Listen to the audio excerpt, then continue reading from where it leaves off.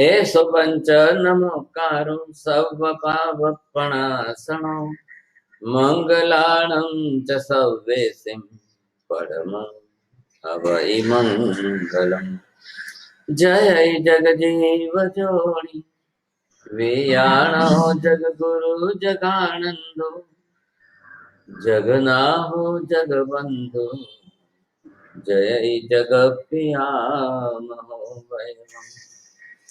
जय सुयाण बभो तेतयराणम् अपचिमो जय जय गुरुलोगाणं जय महपा महावीर।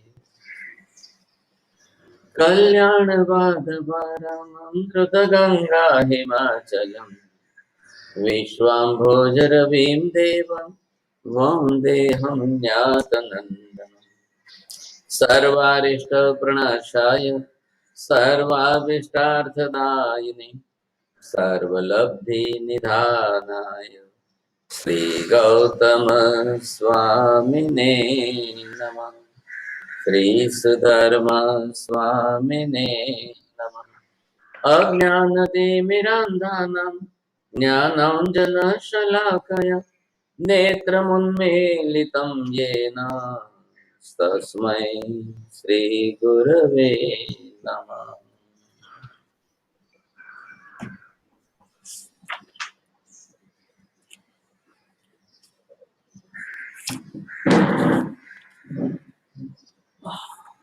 पहला अध्ययन पूर्ण हुआ।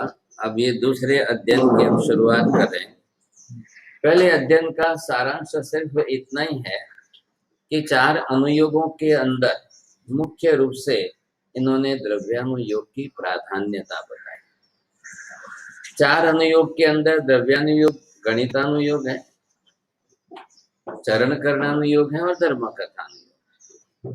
गणितानुयोग जो है गिनने आदि के काम में व्यवहार में आ रहा है, माप प्रमाण आदि के विषय में, जहाँ जो भी माप आदि लेना है गिनती करना है तो उस विषय में आएगा।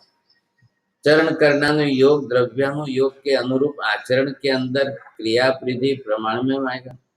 धर्म कथानुयोग किसी जीवों को समझाने के लिए एग्जाम्पल जिसको हम कहते हैं, कथा कहते हैं या चरित्र कहते हैं, इस प्रकार से धर्म कथानुयोग है।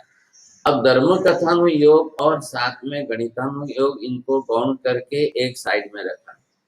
अब इसका संबंध चाहिए द्रव्यानुयोग और चरण करणानुयोग। जीवन किसी का भी हो, प्रैक्टिकल लाइफ के अंदर एक तरफ उसके पास विचार है और दूसरी तरफ उसके पास आचार है। अब जो भी कुछ उसको आचरण करना है व्यवहार में, प्रैक्टिकल लाइफ में जैसा उसको जीवन जीना है, आचरण करना है, तो उसके पास ज्ञान दशा सही चाहिए।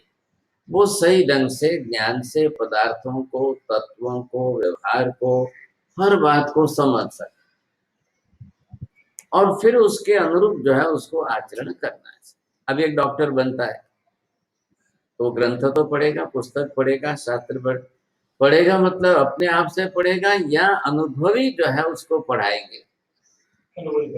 अब वो पढ़ाएंगे, वो प्रैक्टिकल दिखाएंगे, भाई आपने यहाँ चेक लगाया तो खून आएगा, फिर अंदर खोलना है, फिर नसें पकड़ोगे, फिर ये देखोगे, तो ये प्रैक्टिकल उसको दिखाना पड़ेगा। अब जैसे ज्ञान पक्ष उसको समझा दिखा करके स्पष्ट किया, अब उसको प्रैक्टिकल आचरण भी तो करना है कि नहीं। हर बात में, हर काम में, सब जगह पर ज्ञान, ज्ञान के आधार पर क्रिया। हम यहाँ पर किस दिशा में है? आत्मा हमारी मोक्ष की दिशा में।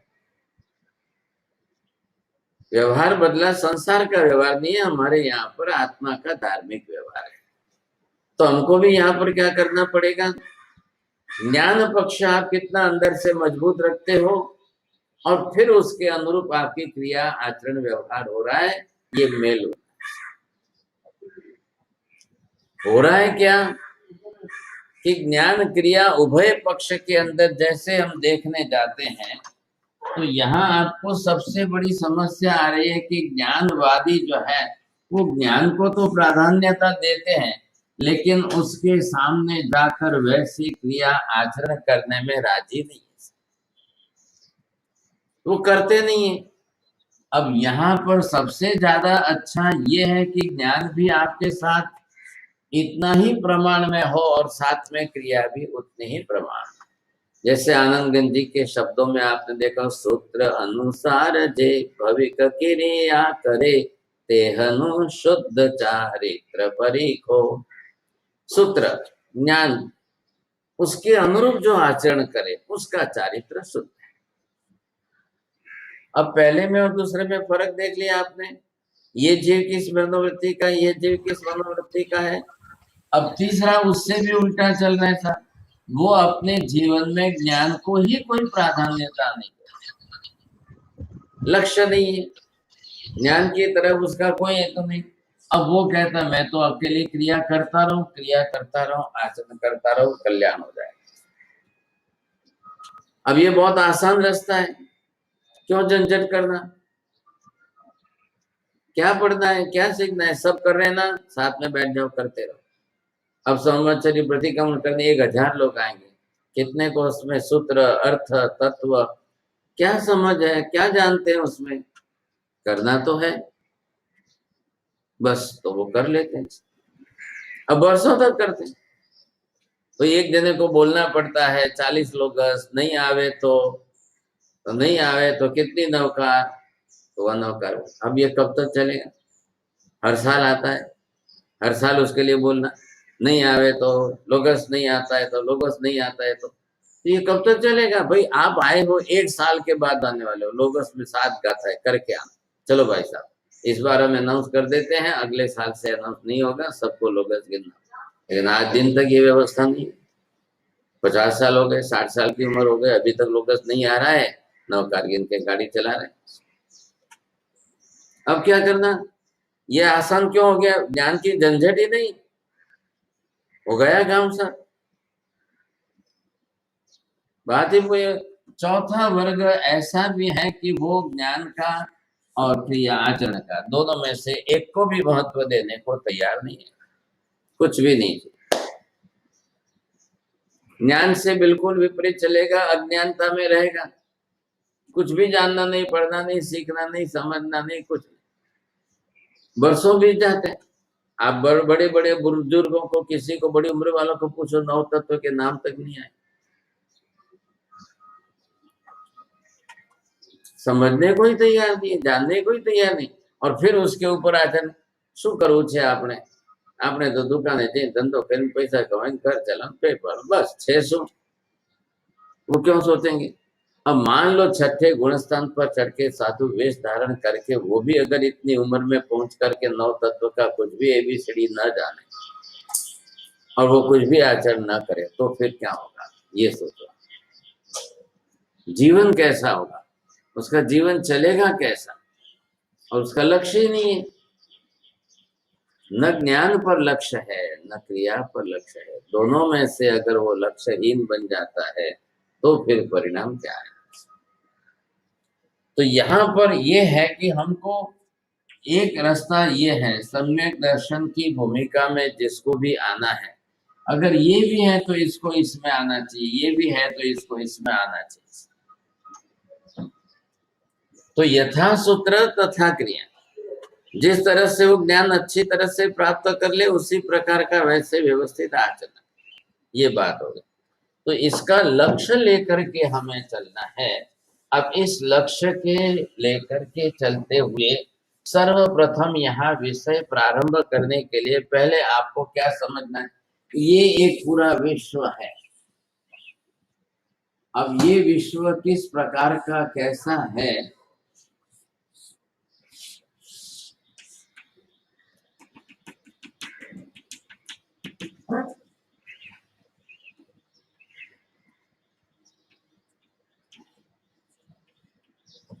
अब इसको जो है आप पूरा दुनिया का जो भी स्वरूप दो, तो ये लोक स्वरूप है और लोक स्वरूप है। अब इसका स्वरूप जानने वाला कौन है, अब इसका संपूर्ण ज्ञान जिसको हो, ऐसा स्वरूप जानने वाले जो है वो है केवली भगवान। अब ऐसे केवल ज्ञानी भगवान जो है, तो उनका विषय है कि उन्होंने इस तरह से ये ऐसा पूर्ण लोक स्वरूप देखा है, जाना है। आप इधर देखिए, ये बनाया क्या महावीर स्वामी ने? कोई केवली का ये बताने का काम है क्या?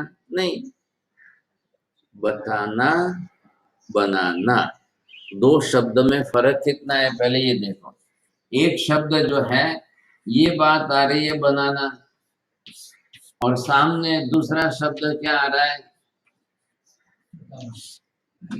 अब इसके अंदर इन शब्दों के अर्थ में दुनिया के मत वाले, दर्शन वाले अलग अलग मत के हो गए।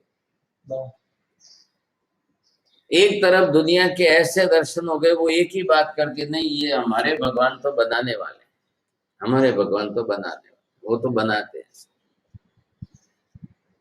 अब ये चीज जो जैसी है, इसको संपूर्ण लोकालोक का स्वरूप नाम दिया है। अब वहां तक पहुंचने वाला इतना बड़ा हमारे पास शब्द नहीं है, तो हम दुनिया नाम देते हैं, विश्व नाम देते हैं, ऐसा नाम देते हैं। अब वो है कितना, और इसके एक भाग को, इतने भाग को दुनिया नाम कहते हैं।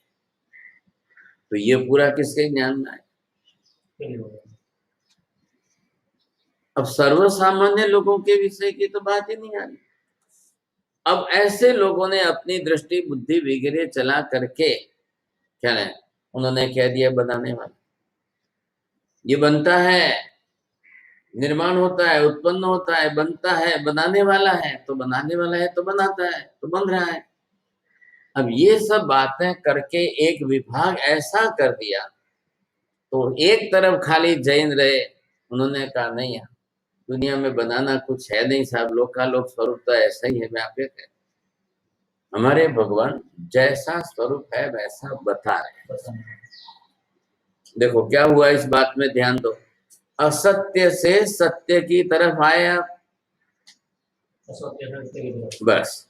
तो जो हेतु है मुख्य, ज्ञान ने आपको सही ज्ञान मिला, तब जाकर आप असत्य से सत्य में आए, नहीं तो यही मान्यता बनी रहती। अब ये मान्यता 100 में से 90% लोगों की हो गई, 95% हो गई, 98% लोगों की हो गई। अब कोई एक तो सत्यवादी होना चाहिए कि नहीं? 1000 अंधे लोग भी एक दिशा में जा रहे हैं, वहां पर सामने खाई है, खड्डा है, गिर जाए।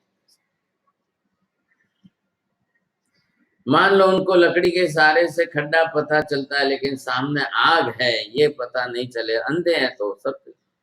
एक आंख से देखने वाला 1000 अंधों को दिशा बदलकर सही दिशा में ले जा सकता। एक अंधा, एक देखने वाला, वो जो है चक्षु वाला, वो सबकी दिशा बदल करके सबको एक दिशा में ले जाए, 1000 को बचा सकता। एक केवली यहाँ पर जो है अनंत जीवों को दिशा दे सकते हैं, सही दिशा बता सकते हैं, सत्य यथार्थ स्वरूप बता सकते हैं। अब ये किसका काम है? अब इतना बड़ा ये है, इतने बड़े इस संसार के अंदर ये जो बताया आकाश द्रव्य है, अब इस आकाश द्रव्य को इसका महाप्रमाण कितना बताया? अनंत बताया। अब इस आकाश द्रव्य के अंदर का केंद्रीभूत भाग, ये जो भाग है, तो इसको नाम दिया कि ये लोकाकाश द्रव्य। अब ये लोकाकाश द्रव्य है कितना? गणितानुयोग बैठाना पड़ेगा। जब ये अनंत अनंत गुना है, तो इसका अनंतवें भाग का ही लोकाकाश है। बोलो, लोकाकाश अनंत अनंत भाग का है, जो उसके लोकाकाश अनंतवें भाग का है। लोकालोक, अलोकाकाश, अलोकाकाश अनंतवें भाग का है, जो उसका अलोकाकाश जो है अनंत भाग का, उसके अनंत भाग पर लोकाकाश। आप शब्द बरोबर करो, ऐसे क्या कर रहे हैं? लोकाकाश अनंत है और उसके अनंत भाग स्वरूप लोकाकाश। बस ये बात। अब इसमें डबल बोलो, ये शब्द डबल बोलो 2 बार। लोकालोक, हाँ, अलोक अनंत अनंत गुना बड़ा है, उसका अनंतवें भाग का ही लोक है। आप लिखो पहले बरोबर, शब्द बरोबर लिखो। अब महाराज साहब ये जो है ना, ये आपने सिद्धांत ग्रंथ शुरू किया द्रव्यानुयोग का, अब इसमें एक एक शब्द की कीमत है, एक शब्द इधर उधर नहीं होना चाहिए। अलोक अनंत अनंत भाग अलोक अनंत अनंत गुना बड़ा है, अनंत अनंत गुना अनंत अनंत गुना बड़ा है, बड़ा है उसके उसके अनंतवे भाग का ही लोक है। अनंत भाग का ही लोक है। हाँ बस, अब ये वाक्य बरोबर फिट हो गया। हाँ जी इधर देखिए, ये मैंने बनाया, अब ये क्या है, ये आलोक है। अब इसका अनंत अनंत, अब यहां से लेकर के यहां तक मापने जाओ तो अनंत अनंत अब कैसे मापोगे? यहां से लेकर आप इस दशा में चलो, अब इतने अनंत अनंत गुने बड़े ऐसे आलोक के बीच में ये इतना सा ही जो है ये लोक है। तो ये इसका अनंतवे भाग का हुआ, क्या लगेगा? ये इसका अनंतवे भाग का हुआ, तो ये प्रमाण आना चाहिए। तो अब इसके सामने इसकी तुलना, इसकी तुलना में इसकी तुलना, अब इन दोनों को समझना है। अब भाई हमको तो ज्ञान नहीं है ना इतना, अब ये ज्ञान किसको था? केवली को। तो केवली का सबसे बड़ा फायदा क्या है? इधर जो है केवली भगवान को एक तरफ जो है ये केवल दर्शन है, एक तरफ उनको केवल ज्ञान। तो एक तरफ उन्होंने क्या किया, केवल दर्शन से इतना बड़ा स्वरूप देखा, और इधर उन्होंने क्या किया, केवल ज्ञान से इतना पूरा जो है उनके ज्ञान में स्पष्ट। कैसा है केवल ज्ञान? दर्पण जैसा। अगर इतना बड़ा दर्पण यहाँ पर है और आप सामने खड़े हो तो सब कुछ दिख रहा है कि नहीं? जो भी कोई सामने है सबका सब कुछ दिख रहा है कि नहीं? कि कोई भी वस्तु हो, ये वस्तु है, ये वस्तु है, ये वस्तु है, सब वस्तु सब एक दर्पण के अंदर दिखाई। केवली कैसे हैं? दर्पण जैसे। तो पूरे जगत का संपूर्ण स्वरूप उनके ज्ञान में रिफ्लेक्ट, तो उनको यथार्थ स्वरूप में दिखाई दिया। क्या है, कैसा है, कब से है, कितना है, किस तरह का है, एक एक एक एक एक, एक सब उसमें स्पष्ट दिखाई। इधर देखो, अब दो चीज है यहाँ पर, ये क्या है? दर्शन, देखना है, और ये क्या है? ज्ञान है, ज्ञान से जानना है। तो अगर केवल दर्शन नहीं होता, मात्र केवल ज्ञान होता तो नहीं चलता, नहीं चलता। ये देखो वो भाई साहब आए, आपने उनको देखा, अभी देखा आपने, पहचाना क्या? आपने देखा उस समय सोने की तरह से चमक रहा है पीला, लेकिन अब जानोगे तब पता चलेगा वो सोना नहीं है, वो प्लास्टिक है। चमकाया ऐसा है उसको, पुद्गल के पदार्थों में वर्ण गंध में परिवर्तन किया है। अब वो देखने से आपको सोने जैसा लगा, अब बोलेंगे क्या भाषा में, क्या बोलेंगे? लेकिन देखने के बाद जब आप ज्ञान योग से सही जानने गए, तब आपको उसका रहस्य खुला कि नहीं नहीं नहीं नहीं, ये सोना नहीं है, तो प्लास्टिक। यानी पहले केवल दर्शन हुआ, दोनों ही साथ में है, बरोबर है? वो ठीक है, बोलना मतलब क्या, उनके लिए सहब हुए। तो जैसे उनको केवल दर्शन है और उसी समय केवल ज्ञान, तो एक साथ में सब दिख रहा है और एक साथ में सब जान रहे हैं। हमारे लिए भी, हमारा भी दर्शन ज्ञान काम कर रहा है। अब आंख से देखते हो और कान से सुनते हो, तो ये दर्शन का व्यवहार है। पांचों इंद्रियों से जो होगा वो दर्शन ही होगा, लेकिन उसी के द्वारा ज्ञान होगा। तो इनकी तो पांचों इंद्रियां ही नहीं, अभी ये आत्म प्रत्यक्ष ज्ञान है। पांचों इंद्रियां तो है, लेकिन अब उनको जो है वो आत्म प्रत्यक्ष ज्ञान है। तो आत्म प्रत्यक्ष ज्ञान से आपको ये स्पष्ट करना है, पहले समांतर चल रहा है, समांतर चलने के अंदर दर्शन भी चल रहा है, ज्ञान भी चल रहा है। देखने से उन्होंने भेद किया, अब देखने में उनको ये आकार एक सरीखा दिखाई दिया, लेकिन इसी के समांतर ये चल रहा है, ये दूसरा पदार्थ चल रहा है। अब ये समांतरता इन्होंने जैसे देखी है तब जाकर के इनको पता चला। अब ये कहा कि इन्होंने बाहर का ये जो है धर्मास्तिका और इसी के समांतर चल रहा है अधर्मास्तिका। दो द्रव्य ही अलग है, पदार्थ ही दो अलग है। अब ये देखो आप, अब दोनों में से आपको क्या फर्क दिख रहा है? लेकिन है तो दो। अब दोनों एक समांतर हो रहे। अब देखने से आपको इतना ही दिखेगा, लेकिन जब आपने ये देखा कि हाँ ये दो, अब ये दो है तो ये केवल ही है, केवल दर्शन से इन्होंने देखा तो एक धर्मास्तिक है और दूसरा अधर्मास्तिक। अब ये उनको कैसे ख्याल आया? जैसे उनके दर्शन में जो स्पष्ट हुआ है वैसे उनके ज्ञान में स्पष्ट हुआ। दर्शन में फिर भी सामान्य बोध होता है और ज्ञान में विशेष बोध होता।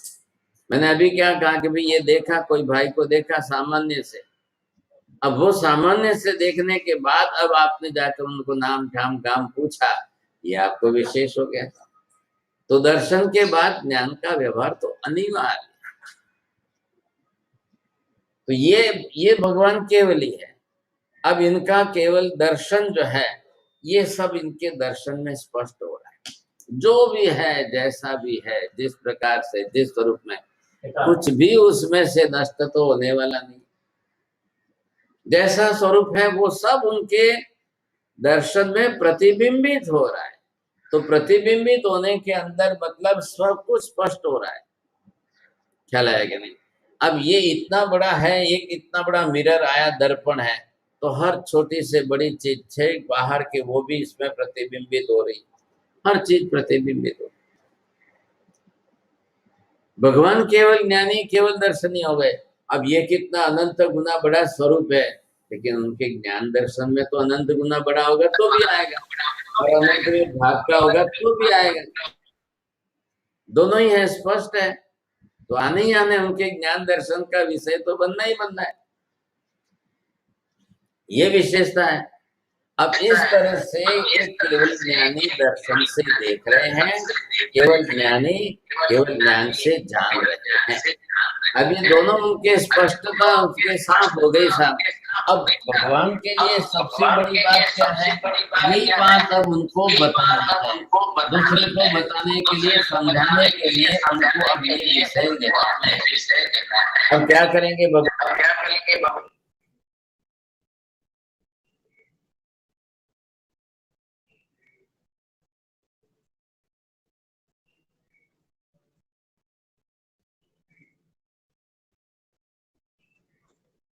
कहना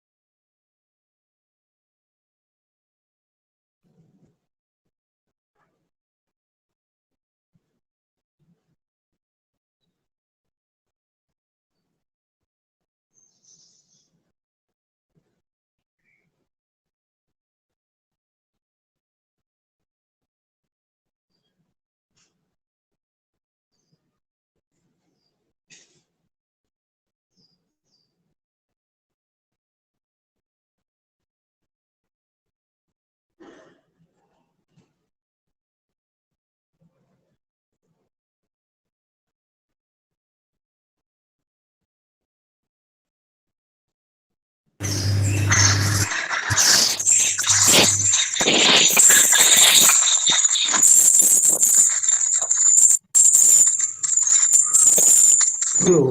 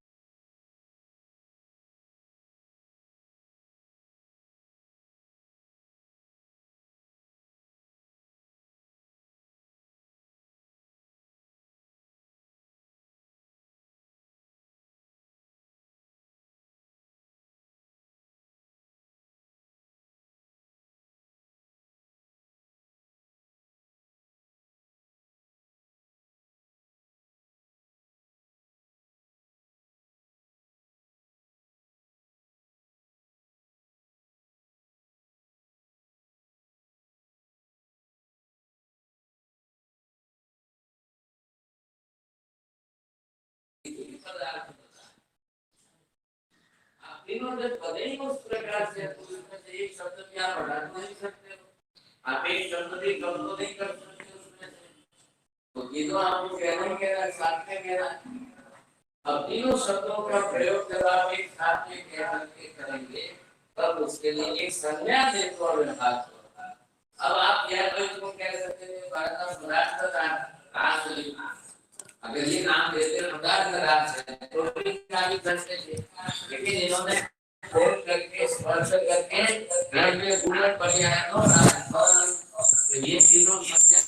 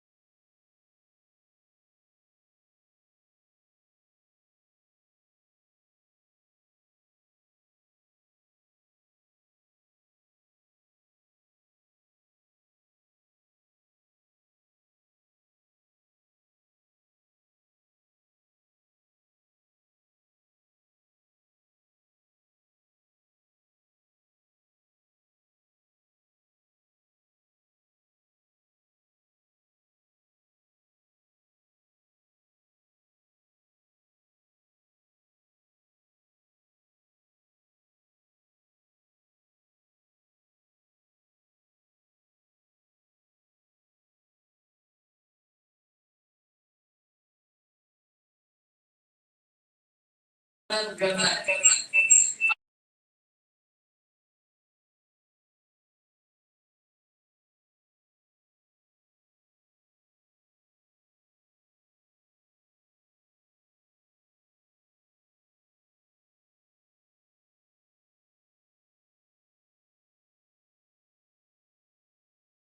ग्रंथ धारण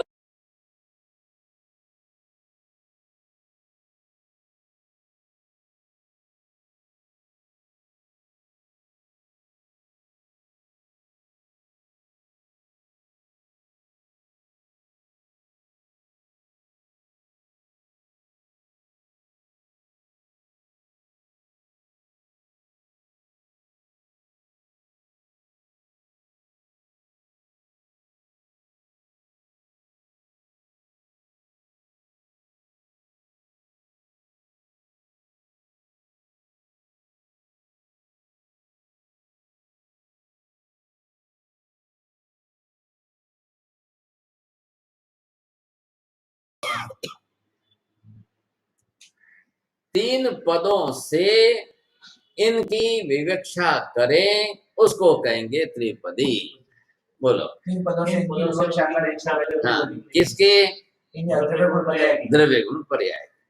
ये जो पदार्थ स्वरूप है इनकी विवक्षा आप जब करो तो केवली बोलते टाइम करेंगे, वो यहाँ पर ये तीन पद आपको सामने देंगे। ये इसके अंदर उत्पाद, व्यय और ये द्रव्य, ये स्वरूप उन्होंने बताया, तो इसका नाम त्रिपदी। आ रहा है ख्याल में आपको? ये तीन पद इधर इन्होंने बताए, त्रिपदी उनको बताने के लिए, जगत के जीवों को समझाने के लिए तीन पद का स्वरूप है। पदार्थ का अस्तित्व द्रव्य गुण पर्याय, इसमें वो कुछ भी नहीं कर रहे हैं और कर भी नहीं सकते हैं। ख्याल है? वो जगत के अंदर अनादि अनंत काल से है ये, केवली तो आज हुए हैं, कल नहीं रहेंगे। एक चीज का तीन दिन है कि तीन का तीन है? अभी वो दोनों बात आएगी। बरोबर, बहुत अच्छा किया, होशियार हो। प्रश्न तो अच्छा किया, नहीं बड़ा अच्छा किया, प्रश्न बहुत सही किया। एक एक में तीन है। अभी वो आप उतावल मत करो ना, जल्दी, हम ग्रंथ चला रहे हैं, लेकिन प्रश्न तो इतना अच्छा बढ़िया है। पहली बात क्या, बात क्या है, किस तरफ है? पहले जगत का स्वरूप किस प्रकार का, कैसा है? अब जगत है अस्तित्व में अनादि अनंत काल से, लोगों को ज्ञान कहाँ है? ख्याल है क्या? आप भी जान रहे हो, आप भी अस्तित्व में, आपका शरीर है, लेकिन किसको पता है क्या शरीर में क्या चीज कहाँ है, क्या है, कैसे ये शरीर का तंत्र कैसे चल रहा है? लेकिन कर तो सब जीव ही रहा है अंदर, अपने अपने कर्मानुसार सब हो तो रहा है। अब दर्शनावर्णीय कर्म का क्षय पर समय, आपने आंख खुली रखी है, देख रहे हो, कान खुले रखे सुन रहे हो, लेकिन ये देखना और सुनना इससे आगे चल करके दिमाग में, ब्रेन में, वहां से चल करके आत्मा में आता है, तब ज्ञान हो रहा है। ये ब्लैक बोर्ड है, ये काला है, ये टेबल है, ये पाट है, ये लकड़ा है, ये हमको जो हो रहा है, बोध हो रहा है, वो किसको हो रहा है, वो कैसे हो रहा है? तो इंद्रियां क्या करती है, वो दर्शन अंदर कैसे जाता है, वो अंदर ज्ञान कैसे बन रहा है, वो ज्ञान किसको हो रहा है? प्रक्रिया तो है, अब हमको उसका पता नहीं। इतनी छोटी सी आंख, इतनी छोटी सी आंख के पीछे सिर के बाल जितनी पतली नस, और वो उसमें से होकर के अंदर आत्मा में जाता है। अब इतने बड़े चीज, इतनी बड़ी वस्तु एक साथ में हजारों लाखों लोगों को देख करके वो इतने अंदर जाएगा बारीक रूप में। अब वो अंदर से खोल करके अब देखें कि विज्ञान किसको शरीर में हो रहा है, कहाँ हो रहा है, किसको हो रहा है, ये चीजें जब समझने जाओगे तब तो विस्तार है ही। अब दुनिया के बाकी सर्व सामान्य लोग कोई इंद्रियों से तो आकाश को तो नहीं देख पाएंगे, आंखों से तो आप, इंद्रियों से तो आत्मा को तो नहीं देख पाओगे, फिर कैसे करोगे आप? ये विशेषता है। तो जो देखा, जिसने देखा है केवल दर्शन से देखा, इंद्रिय से अनंत स्वरूप स्पष्ट नहीं होगा। इंद्रियों से जो होगा वो अल्प ज्ञान ही होगा, सामान्य ज्ञान ही होगा। और जो ज्ञान भी होगा तो हमारा ज्ञान है ही अनंतवें भाग का है, तो उसमें तो ज्ञान होगा ही कितना। लेकिन केवली सर्वज्ञ ऐसे हैं कि जिनको अनंत का ज्ञान भी एक साथ हो रहा है, और वो अपनी तरह, अब उनको तो हो गया, अब ज्ञान भी पूर्ण हो गया, दर्शन भी पूर्ण हो गया, लेकिन सवाल क्या है, सर्व सामान्य जीवों को समझाने के लिए क्या है उनके। एक अनंत ज्ञानी है और एक बिल्कुल अनंतवें भाग के ज्ञान वाला है, और वो अनंत ज्ञान से जाने देखे हुए पदार्थ को अनंतवें भाग वाले ज्ञानी को समझाएंगे। अब वो कैसे समझे, दिखा तो नहीं सकते हैं वे, वो जादू चमत्कार करके इतने बड़े आलोक और लोक को सबको ला करके उसके सामने, लो ये देखो, कहां से लाएंगे, कैसे लाएंगे, किस स्वरूप में दिखाएंगे। अब बाकी के पदार्थ अरूपी है तो वो कैसे दिखाना। केवली के पास में यहाँ पर सिर्फ वचन योग की भाषा है, जिस भाषा में वो वर्णन करके समझा सके, बस, और उनके पास कुछ नहीं। अब सिर्फ उनको वर्णन करना है, तो वर्णन कैसे करेंगे साहब। तो वर्णन करते समय उन्होंने ये कहा कि द्रव्य गुण पर्याय जो है उसको इस चश्मे से देखना है, उत्पाद वे द्रव्य के इस ग्लास में से आपको देखना है, तो इस जगत का संपूर्ण स्वरूप आप समझ पाओगे। खोलो, अब आप दूसरी ढाल की पहली गाथा पढ़ो। गुण पर्याय तमुजे भाजन एक रूप थियो काली रे, ते द्रव्य निज जाति कही, जो सने भेद विचारई रे, जिनवाणी रंगई मणि धरई धरी। बस ये इतनी सी जो है। अब पहली लाइन का भी पहला चरण ये हो गया संक्षिप्त सूत्र। गुण पर्याय तनु भाजन, लिखो आप, गुण पर्याय वाला जो भाजन आधार है वही द्रव्य है। तनु जे भाजन, तो जे का निकाल दो, गुण पर्याय तनु भाजन वो द्रव्य है। हाँ, बस वो संस्कृत भाषा में बहुत बना है, उन्होंने सूत्रीकरण किया, इन्होंने रासकरण किया, तो बात तो वही आनी चाहिए। सिद्धांत बदलेगा नहीं, विषय बदलेगा नहीं, भाषा बदल सकती है। एक विषय को समझाने में 1000 भाषाएं काम आ सकती है, 1000 तरीके से काम सकते थे, आप कोई चिंता मत करिए। भाजन मतलब क्या, आधार। गुण और पर्याय का जो मुख्य आधारभूत है वो द्रव्य। अब क्या हो गया इसका अर्थ, द्रव्य के बिना, इस द्रव्य के आधार के बिना गुण पर्याय रह ही नहीं सकते, हो ही नहीं सकते।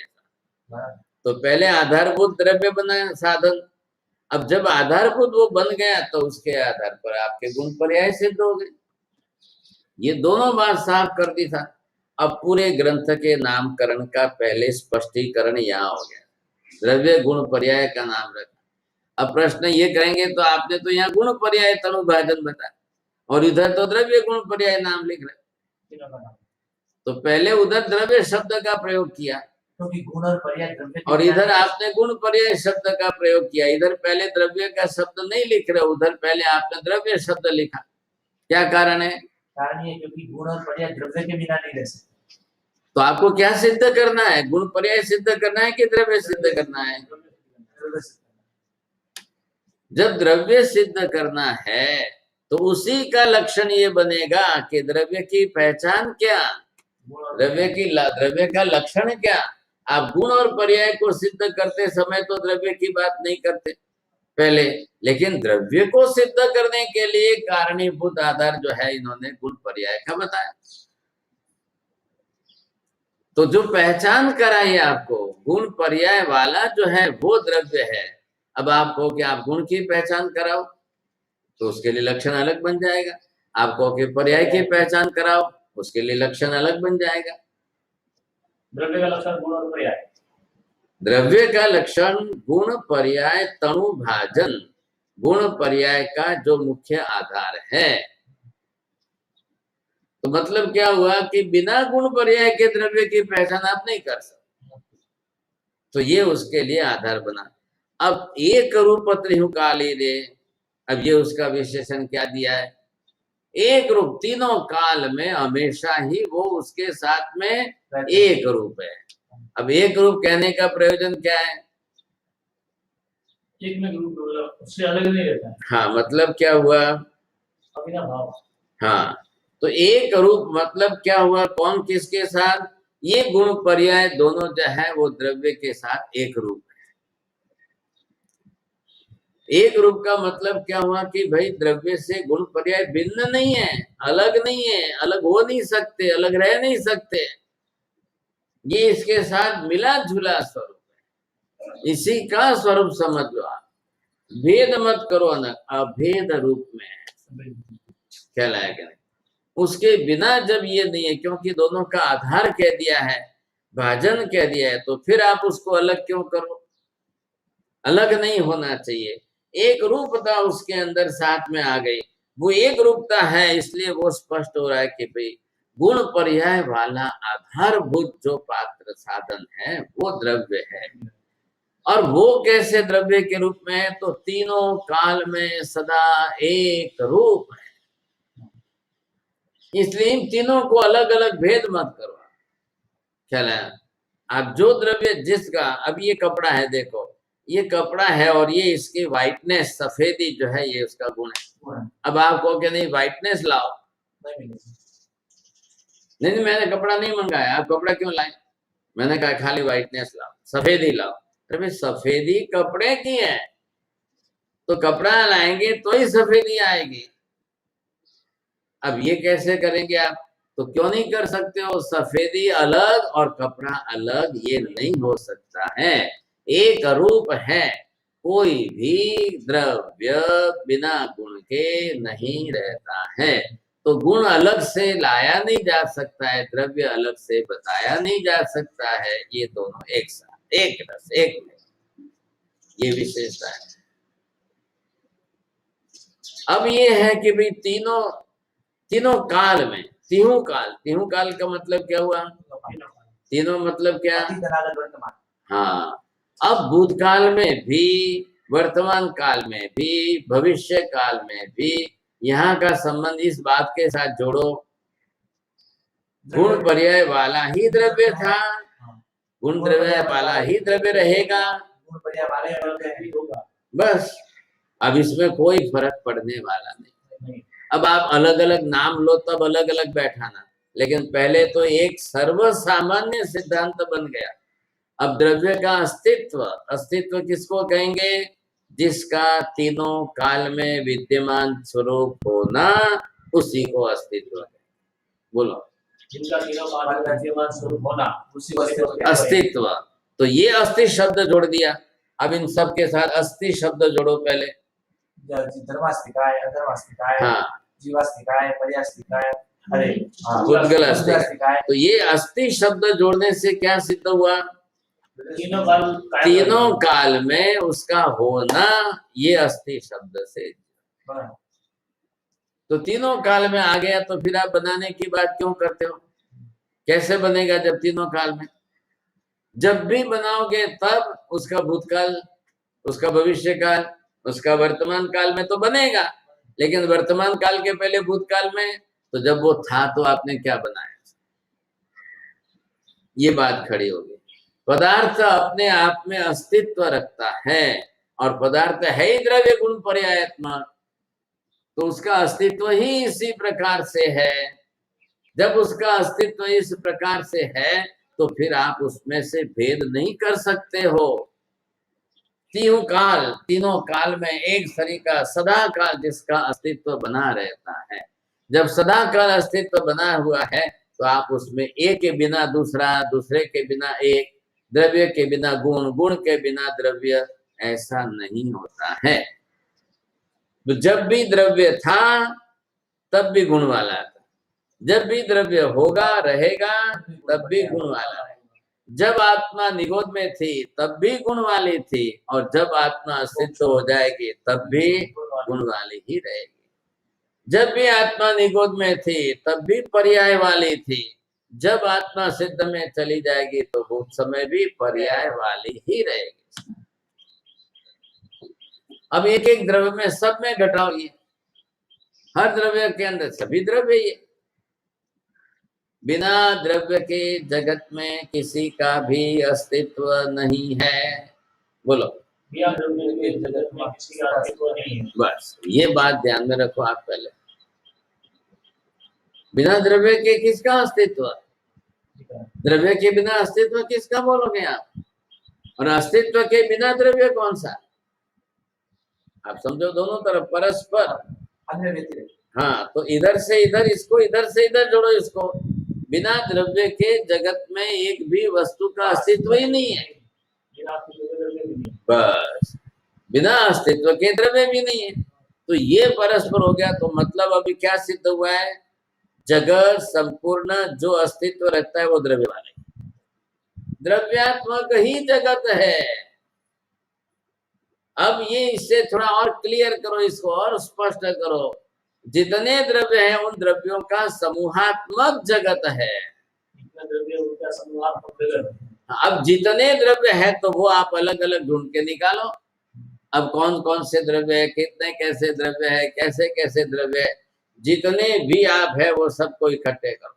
अब आपको जितनी पर्याय वो इकट्ठे नहीं करनी है, मूल द्रव्य इकट्ठे करो। द्रव्याश्रयी ये गुण पर्याय है। अब पर्यायों की संख्या गिनने जाओगे अनंत हो जाएगी, लेकिन उसको अगर मूल द्रव्य के स्वरूप में आप गिनने जाओगे तो गिनती करो 1 2 3 4 5 6, बस हो गई बात पूरी। एक संज्ञा, सामूहिक संज्ञा। अब संसार में आत्मा है तो अनंत है, उद्गल अनंत अनंत है, लेकिन वो एक सरीखी, एक जैसी, एक समान है। इसलिए यहाँ समूहात्मक संज्ञा के अंदर सबकी संख्या नहीं गिननी है, अब बाद में गिनते रहना। तो यहाँ पर पहले मूलभूत द्रव्यों को गिनो, और मूलभूत द्रव्यों को गिन करके उनके समूह बनाओ, और उन समूह की एक वाचक संज्ञा बनाओ। आए समझ में? बोलो वापिस। अगर तो तुम जो है समूह की एक संज्ञा बनाओ, और उस संज्ञा को बना करके पहले समूह किसका समूह, किसकी संज्ञा? द्रव्य। जितने द्रव्य है उनका समूह बनाओ, समूह बना करके उसको किसी वाचक से उसकी संज्ञा दो, उस संज्ञा से किसी को समझा। अब हमने यहाँ पर जो है ये संज्ञा अगर हम बनाते हैं तो इन संज्ञाओं के अंदर हमने क्या स्पष्ट करना है, ये संज्ञा हमने बनाई। अब इसको आप संज्ञा के रूप में क्या नाम दे रहे हो? ये संज्ञा बन गई। तो संज्ञा बनी मतलब अभी हमने क्या बात की? हाँ, बस बरोबर है। आप जितने सब द्रव्य है उसकी एक संज्ञा बनाई, तो एक घटक इसका क्या हुआ, दूसरा घटक क्या हुआ, तीसरा घटक क्या हुआ, ये द्रव्य। अब कौन से द्रव्य है? एक द्रव्य आकाश है, एक दूसरा द्रव्य जो है वो जीव है, तीसरा द्रव्य धर्मास्तिक है, चौथा अधर्मास्तिक है, और पांचवा ये पुद्गल है। अस्तिकायात्मक अभी 5, फिर छठा काल है। तो इन द्रव्यों के समूहात्मक स्वरूप की संज्ञा जगत है। बोलो साहब। इन समूहात्मक द्रव्य की संज्ञा जगत है। नाम बोलो और संख्या बोल के बोलो। धर्मस्थिति, आकाशस्थिति, पुद्गलस्थिति, जीवस्थिति और काल। हाँ, छह द्रव्यों की संज्ञा जगत है। समूहात्मक जगत है, और समूहात्मक संज्ञा ही जगत है। हाँ, पांचों द्रव्यों की सामूहिक संज्ञा जगत है। आप और शॉर्ट करना चाहो तो इतना लिखो, आप लिखो पहले एक शॉर्ट फॉर्म लिख दो। 5 द्रव्य की सामूहिक संज्ञा जगत है। पांचों द्रव्यों की सामूहिक संज्ञा ही जगत है। अब ही क्यों लगाया? उसके अलावा कोई नहीं, उसके अलावा कुछ उसके नहीं। अलावा कोई नहीं। ही लगाने से स्पष्ट हो गया। हाँ बस, अब इधर इधर भी मत करना कुछ, चला है नहीं तो और उल्टा हो जाएगा। नहीं बोलो कि महावीर स्वामी का स्याद्वाद, ऐसे स्याद्वाद का दुरुपयोग हो जाता है। ही शब्द जोड़ा इसमें, निश्चयात्मक है। अब निश्चयात्मक ही शब्द निश्चयात्मक होने से सिद्धांत त्रैकालिक हो गया। अब बोलते जाओ पहले। निश्चयात्मक होने से ये सिद्धांत निकाले। हाँ, जो निश्चयात्मक बन गया वो सिद्धांत बन गया, जो सिद्धांत बन गया वो निश्चयात्मक बन गया, और वही त्रैकालिक है। मतलब त्रैकालिक कहने का मतलब क्या? आज आपने ये बताया कल बदल लोगे, आज ये बदला है कल बदल लोगे, ये बदलेगा नहीं। हाँ, तो वो फिर त्रैकालिक हो गया है, अब वो बदलेगा नहीं। भले 1000 केवली हो जाए कि अनंत केवली हो जाए, सबको यही कहना पड़ेगा। अब सबको इसमें कोई फर्क करना ही नहीं। ऐसी स्थिति के अंदर एक संज्ञा, एक सामूहिक संज्ञा दी है, गुण पर्याय तणु जे भाजन एक रूप त्रिहु कालीन। तीनों काल में एक रूपता आनी चाहिए। इसकी इन तीनों के बीच में कौन कौन?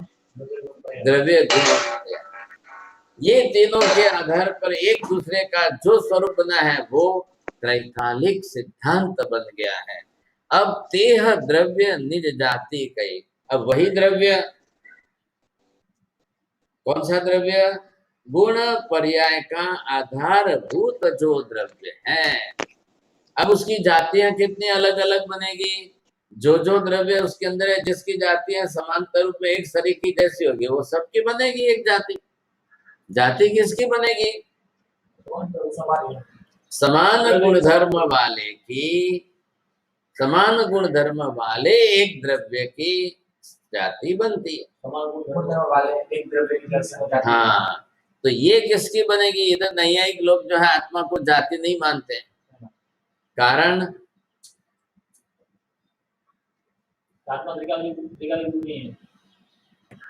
जाति की बात मतलब क्यों मानते नहीं है? उन्होंने वहां अपने दर्शन का मूल आधार ही बदल दिया। एकमेव द्वितीय आत्मा नेह नाना से किंचन, ये ब्रह्म सूत्र उनका है। एक मात्र आत्मा का ही अस्तित्व है, एक ही आत्मा का अस्तित्व है, नेह नानास्ति किंचन, अब इसके सिवाय और किसी का अस्तित्व ही नहीं है। अब पूरे जगत के अंदर, इतने सब के अंदर महावीर जो बता रहे हैं केवली, अब वो कितना बड़ा स्वरूप बता रहे हैं, और ये कितना बता रहे हैं कि एकमात्र आत्मा का ही अस्तित्व है, इसके सिवाय और किसी का भी अस्तित्व नहीं है। अब ये देखो, पाया में फर्क आपको पड़ा लगा, ख्याल आ गया? ये मूलभूत पाया में जो फर्क है, इसी से, यहीं से असत्य मिथ्यात्व शुरू हुआ है। आ रही बात ख्याल में? आप असत्य मिथ्यात्व, ये मिथ्या स्वरूप शुरुआत कहां से हुई? मिथ्या स्वरूप की, असत्य स्वरूप की शुरुआत, असत्य कहां से आया? ये पायाभूत स्वरूप। अब इसमें से आपको ये ख्याल आएगा कि ऐसा जो पायाभूत स्वरूप जो है, कि जिस तरह से इन्होंने सर्वथा अपनी तरह से विपरीतीकरण कर दिया। विपरीतीकरण उल्टा, महावीर क्या कह रहे हैं? अस्ति कायात्मक सभी द्रव्यों की समूहात्मक संज्ञा जगत है।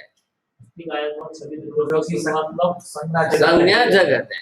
ये नहीं क्या कहेंगे? एक ही द्रव्य का अस्तित्व जगत है, बाकी कुछ भी नहीं है। देखो, एक बात का ध्यान रखना, सत्य जितना स्पष्ट करो उसके सामने असत्य को भी ध्यान में रखना। असत्य की तुलना में ही सत्य की परीक्षा है, और सत्य की तुलना में असत्य की परीक्षा है। दोनों है सामने। स्कूल में विद्यार्थी ये फेल हुआ इसलिए ये पास है, और ये पास हुआ इसलिए फेल है। अब उसके कारण ये पास नहीं है, वो आया है अपने नंबर से, तो उसके उतने नंबर में वो पास है, उतने उसके नहीं पहुंचे, वो फेल है। इसको कहते हैं सापेक्ष भाव, एक की अपेक्षा दूसरे के साथ। आ रहा है ख्याल में आपको? तो जब यहाँ अपेक्षा किसके की? पांचों द्रव्यों के अस्तित्व की सामूहिक संज्ञा का नाम जगत दिया है, तो ये उसके सामने बिल्कुल उल्टा सत्य बता रहे हैं। एक ही आत्मा का अस्तित्व है, दूसरे किसी का अस्तित्व ही नहीं है, ऐसा जगत। क्यों ऐसा हो रहा है, क्यों ऐसा किया? एक केवल ज्ञान से सर्वज्ञ सर्वदर्शी बनकर व्यापक दृष्टि से देख करके जा, और दूसरे बिना केवल ज्ञान के, बिना केवल दर्शन के, अपनी मति कल्पना से इतनी सी बात को कह रहे हैं। तो जो भी वचन केवल ज्ञानी के वचन से विरुद्ध जाएगा वो असत्य कहलाएगा। बोध में भी एक ही चीज अस्तित्व कैसे माना हुआ है? हाँ, अब पहले ये बोलो, वाक्य बोलो अभी आप व्याख्यान में समझाओगे ऐसे।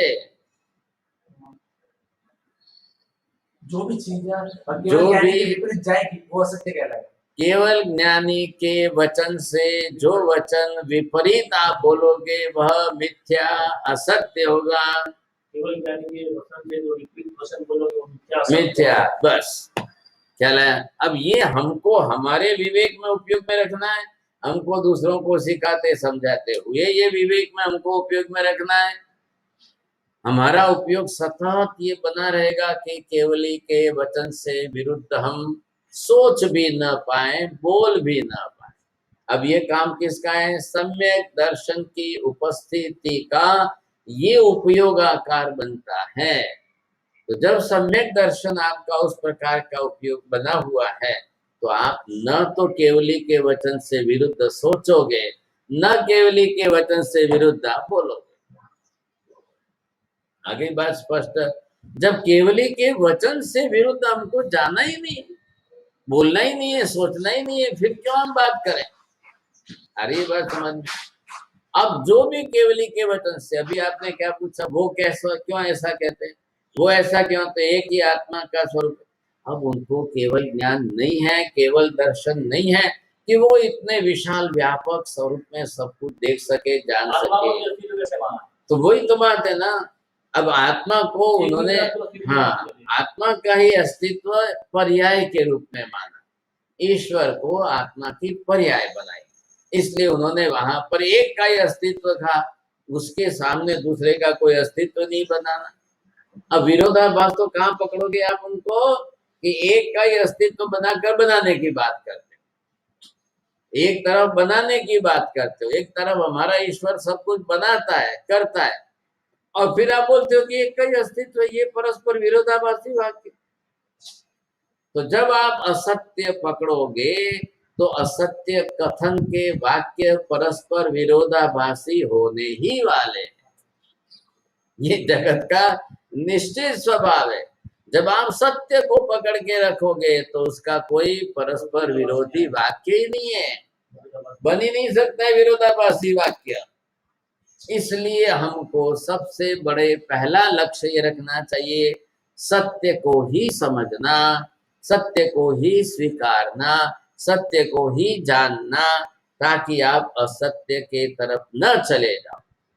तो भगवान का ये सारा प्रयास कि जगत के जीवों को सही सम्यक ज्ञान देना और उनके असत्य का निवारण करना, क्योंकि जगत के जीव सामान्य जीव है, उनको वैसा ज्ञान दर्शन नहीं है। तो जिसका ज्ञान दर्शन है और जिसको है, उनकी जिम्मेदारी हो गई, उनकी बहुत बड़ी जिम्मेदारी होगी। अब वो जाकर वितराग भाव से जगत को इस प्रकार का सत्य बताए। अब इधर देखिए आप ध्यान से, अब यहाँ पर थोड़े से भाषा में जरा सेटिंग करना है। तो यथा च सर्वज्ञ ही दृष्टम, अब यथा च सर्वज्ञ ही ज्ञातम। अब ये पहले यहाँ से लाओ, ये आपने स्पष्ट कर लिया है कि भगवान कौन है, और ये इनके लिए ये स्वरूप आया कि ये सर्वप्रथम तो कौन है, जिसको हमने नाम दिया। अब इनको दूसरा नाम क्या दिया? सर्वदर्शी। हाँ, अब ये आप शब्द कहाँ बोलते हो रोज? बोलो। हाँ, नहीं अधूरा मत बोलो, अधूरा मत, आगे मत जा, आगे मत। सवन्नूनम, आपने एक अक्षर कम कर दिया था। सवन्नूनम, हाँ, सवन्नूनम की क्या व्याख्या है जानते हो? सर्वं जानाति सर्वं। हाँ, नूनम नानम ज्ञानम जो है, सर्वम नानम सर्वम जानाति इति सर्व, ऐसे इसका भी करो। सर्वं सर्वम पश्यति इति सर्वदर्शी, क्या लगेगा? अब ये हमने बात कर दी कि इससे उनको देखना है और इससे उनको जानना है। अब ये जो है तो इसके साथ में यथा शब्द जोड़ो। अब यथा शब्द जोड़ करके ये क्रिया इधर लो, यथा सर्वज्ञ दृष्टम। अब इसके बाद आएगा तथा। अब इस वाक्य के साथ जोड़ो, यथा सर्वज्ञ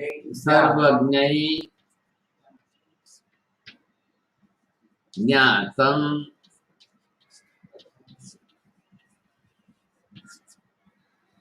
अब यहाँ यथा किसके लिए है? जिस प्रकार। हाँ, किसके साथ जोड़ेंगे इसको? पदार्थ। हाँ, अब ये स्वरूप जो है इसके साथ जोड़ो पूरा। अब यहाँ पर आपने ये स्वरूप इसके साथ जोड़ा तो सर्वज्ञ है, सर्वदर्शी है, ये उनका एक गुण है, ये दूसरा गुण है। सर्वदर्शी भगवान ने जैसा जगत का पदार्थों का स्वरूप देखा है वैसा सर्वज्ञों ने जैसा पदार्थों का स्वरूप जाना है वैसा। अभी वो आगे, पहले ये स्पष्ट करो इधर, क्या लगेगा? अब इसमें हम पहले ये शब्द आपका बैठ जाए। अब ये शब्द आया यथा, अब इसके बाद में आप एक कदम ऊपर चढ़ो तो ये दूसरा शब्द आया। हाँ, अब इसमें क्या फर्क है? वो यथा का मतलब होता है जिस प्रकार, जिसमें प्रकार है, जिस प्रकार। यथार्थ यानी वास्तविकता। बोलो। यथा अर्थ, यथा जिस प्रकार पदार्थ रहा हुआ है वैसा। हाँ, अब बात है, अब बड़े होशियार हो आप। चलो, ये शब्द खोलिया तो ये क्या आया? अब इसमें अर्थ किसके लिए है? पदार्थ के लिए। हाँ, अर्थ जो है ये हो गया पदार्थ। और अब यथा किसके साथ लगाना? जिस प्रकार, किसके साथ लगा रही हूँ? हाँ, पदार्थ के साथ। नहीं, देखा है, जाना है, उसकी क्रिया के साथ। ये हो गया इसके साथ। हाँ, बरोबर। और ये हो गया। अब वाक्य बनाओ, जैसा पदार्थ का स्वरूप है वैसा सर्वदर्शी ने देखा। जैसा पदार्थ का स्वरूप है वैसा सर्वज्ञ ने जाना। बोलो, आप बोलते जाओ सर। जैसा पदार्थ का स्वरूप है वैसा सर्वज्ञ ने देखा है। जैसा पदार्थ का स्वरूप है वैसा सर्वदर्शी ने जाना। अब खाली रचना वाक्य संस्कृत में करना है। यथा पदार्थानां स्वरूपम तथैव सर्वज्ञै दृष्टम। यथा पदार्थानां स्वरूपम तथैव दृष्टम। यथा पदार्थानां स्वरूपम तथैव सर्वज्ञै ज्ञातम। बस, अब आप लिखो, यथा पदार्थानां स्वरूपम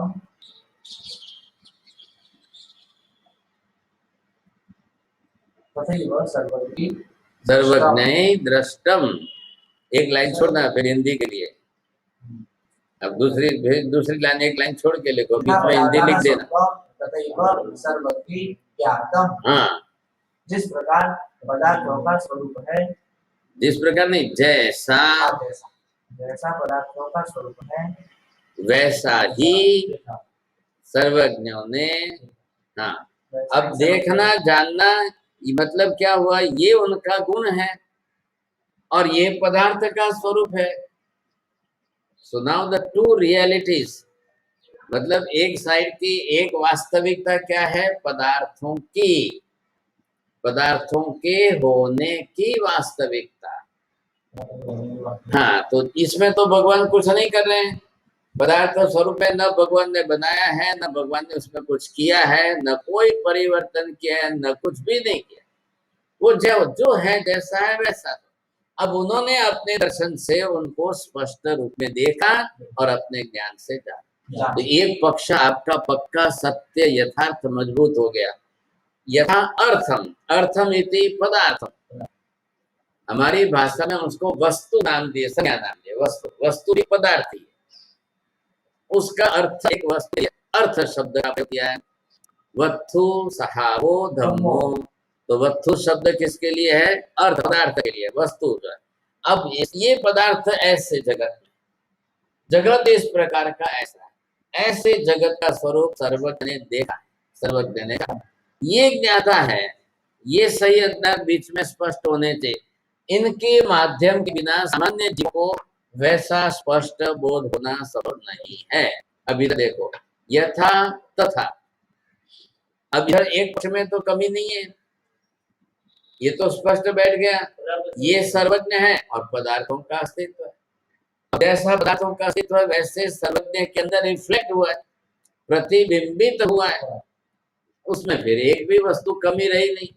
अब वो उन्होंने जैसा यथा, यथा शब्द से अब यहाँ पर क्या लेना है? ये यथा शब्द आपको यहाँ पर द्रव्य स्वरूप बताएगा। वो द्रव्य स्वरूप में है, गुण स्वरूप में है और पर्याय स्वरूप में। क्या है जगत स्वरूप?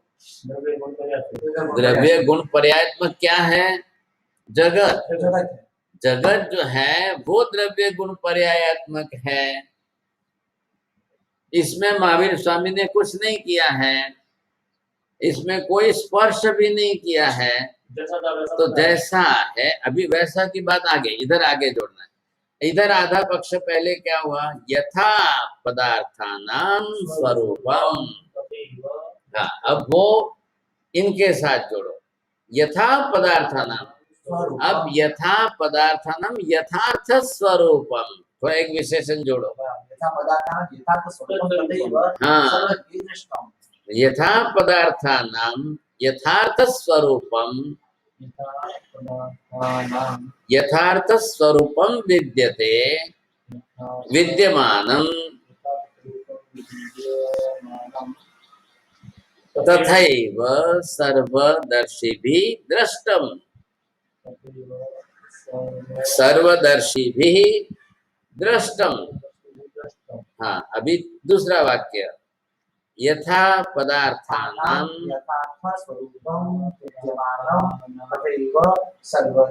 ज्ञातम, बरोबर, बहुत अच्छा है।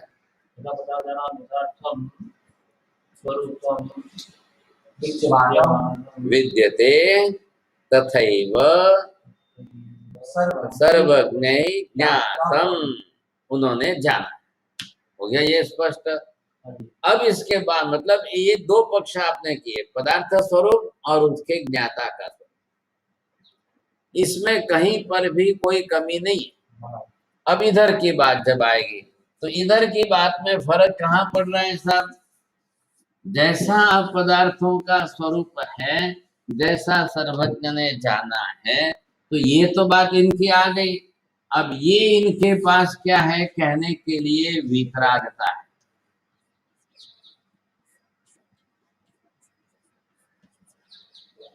आ रहा है ख्याल में आपको? भगवान मात्र केवल ज्ञान, केवल दर्शन से भगवान नहीं बने। वितरागता केवल ज्ञान, केवल दर्शन से पहले प्राप्त किए। अब ये वितरागता जो है वो जगत के जीवों को समझाने के लिए, उनके पास तो उनकी वितरागता है, उनको उसके कारण कोई राग द्वेष नहीं होना है। अब ये जब समझा रहे हैं वितराग भाव से, तब उन्होंने उसमें देखा उत्पाद, व्यय और द्रव्य स्वरूप उन्होंने देखा है। ये स्वरूप जो है इसका नाम है त्रिपदी। ये त्रिपदी, क्या जरूरत पड़ी त्रिपदी की? क्यों त्रिपदी में बोल रहे हैं? पर्याय की अवस्था को बताने। हाँ, बिल्कुल सही बात। ये स्वरूप जैसा उन्होंने जाना देखा है तो वो उनको बताना है, क्या लगेगा नहीं। जब उनके अंदर खुद में स्पष्ट हो गया तो फिर क्या तकलीफ है। इधर से आपने ये दर्पण है और इधर से एक रिफ्लेक्ट होकर पदार्थ, यही वस्तु वो उधर वाला सामने देख, अब वो व्यक्ति उधर वाला वो डायरेक्ट उस वस्तु को नहीं देख रहा है, वो जो दर्पण में प्रतिबिंबित हुई तो वो उसको एक क्रॉस में वो उधर खड़ा है वो उसको देख रहा है, तो क्या फर्क पड़ेगा। या तो उसको बोलो भाई तुम जाकर के खुद स्पष्ट देख लो, बोले मैं नहीं देख सकता हूँ, मेरे पास इतना ज्ञान नहीं है, मेरे पास इतना दर्शन नहीं है। जब वो वहां पर उसको स्पष्ट नहीं देख सकता है तो वो इस दर्पण के माध्यम से, हम सामान्य लोग जो है इस पदार्थ को इतना स्पष्ट नहीं जान सकते, नहीं देख सकते हैं, तो हमको तो केवली के वचन पर ही चलना है।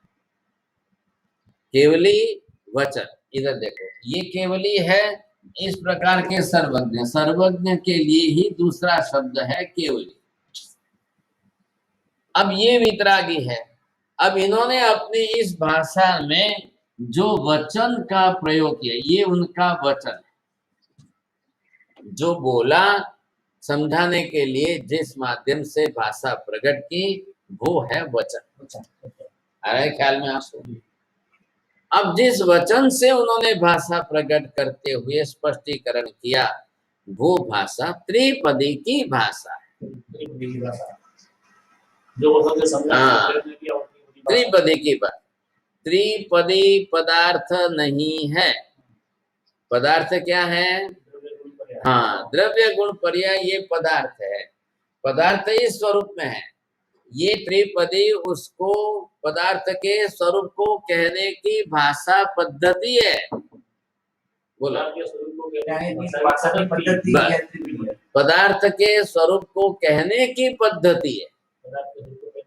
बस अभी इसके बाद जब इस प्रकार को कहेंगे तब ये वाद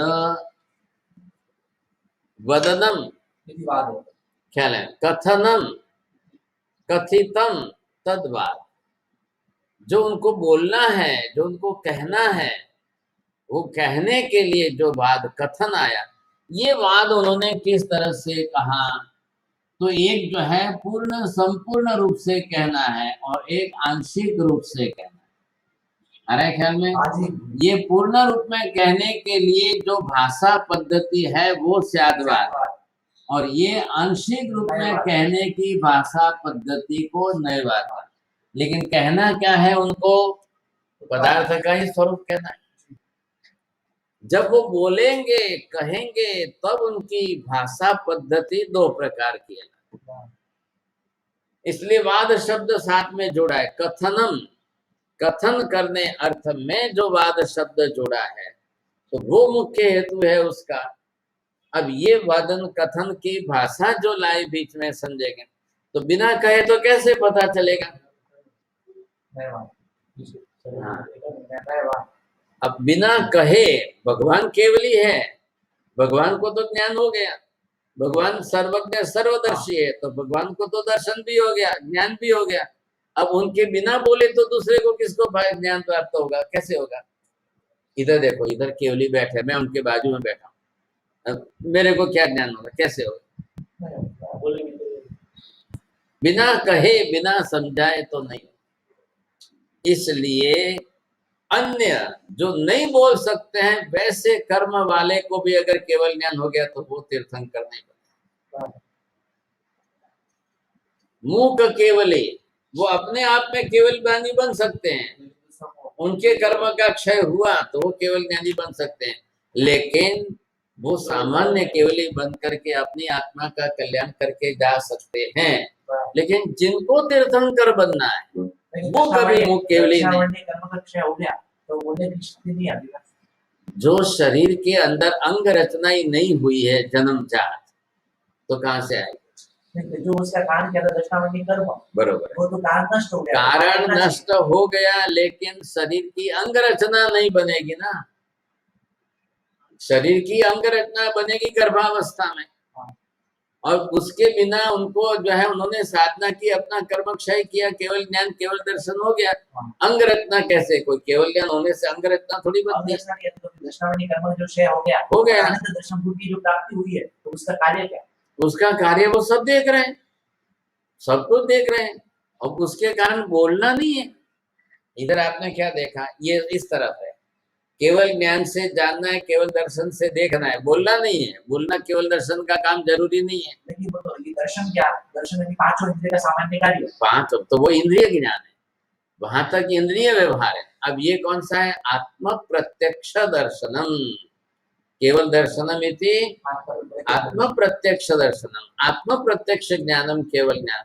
अब उसको भाषा बोलना शरीर के अंग का काम है, शरीर की एक अंग व्यवस्था जो यहाँ पर स्पेशल है कि जिससे बोला जाता है। तो इधर कर्म क्षय होते, शरीर के अंदर कोई चमत्कार नहीं होगा। तो दर्शनावली कर्म किसे रोकता है? दर्शनावली कर्म बोलने को रोकता है कि नहीं? देखने को रोकता है कि नहीं? लेकिन वो इंद्रियों पर, पांचों इंद्रियों के विषय पर, पांचों इंद्रियों पर है, तो वो इंद्रिय के विषयों पर जाएगा। अब इंद्रिय नहीं है, अब कोई अंधा है और केवल ज्ञान हो गया, केवल दर्शन हो गया, तो आंख थोड़ी आ जाएगी। इंद्रिय आंख तो है, आंख में प्रतिग्रहण की क्षमता नहीं आएगी, क्योंकि केवल ज्ञान जब प्रकट हो गया है, तो केवल ज्ञान कैसा है कि सूर्य के उदय में तारों का प्रकाश जब बैठ गया, समा गया, तो आंख केवल ज्ञान केवल दर्शन जो हो गया, तो उसमें चक्षु दर्शन तो उसके अंदर वैसे ही समा जाता है। लेकिन चक्षु अंग जो शरीर का अंग है, वो जो बनी है, अब उसमें उसकी नस सूख गई, पर्दा नहीं, डैमेज हो गया, हेमरेज हो गया, कुछ भी है, वो कैसे जुड़ेगा? वो तो केवल ज्ञान का चमत्कार नहीं है, उसमें तो कोई नहीं आ रहा है। ये शरीर का अंग है। अब शरीर के अंग की रचना की बात है, वो नहीं आए, वो नाम कर्म का काम है।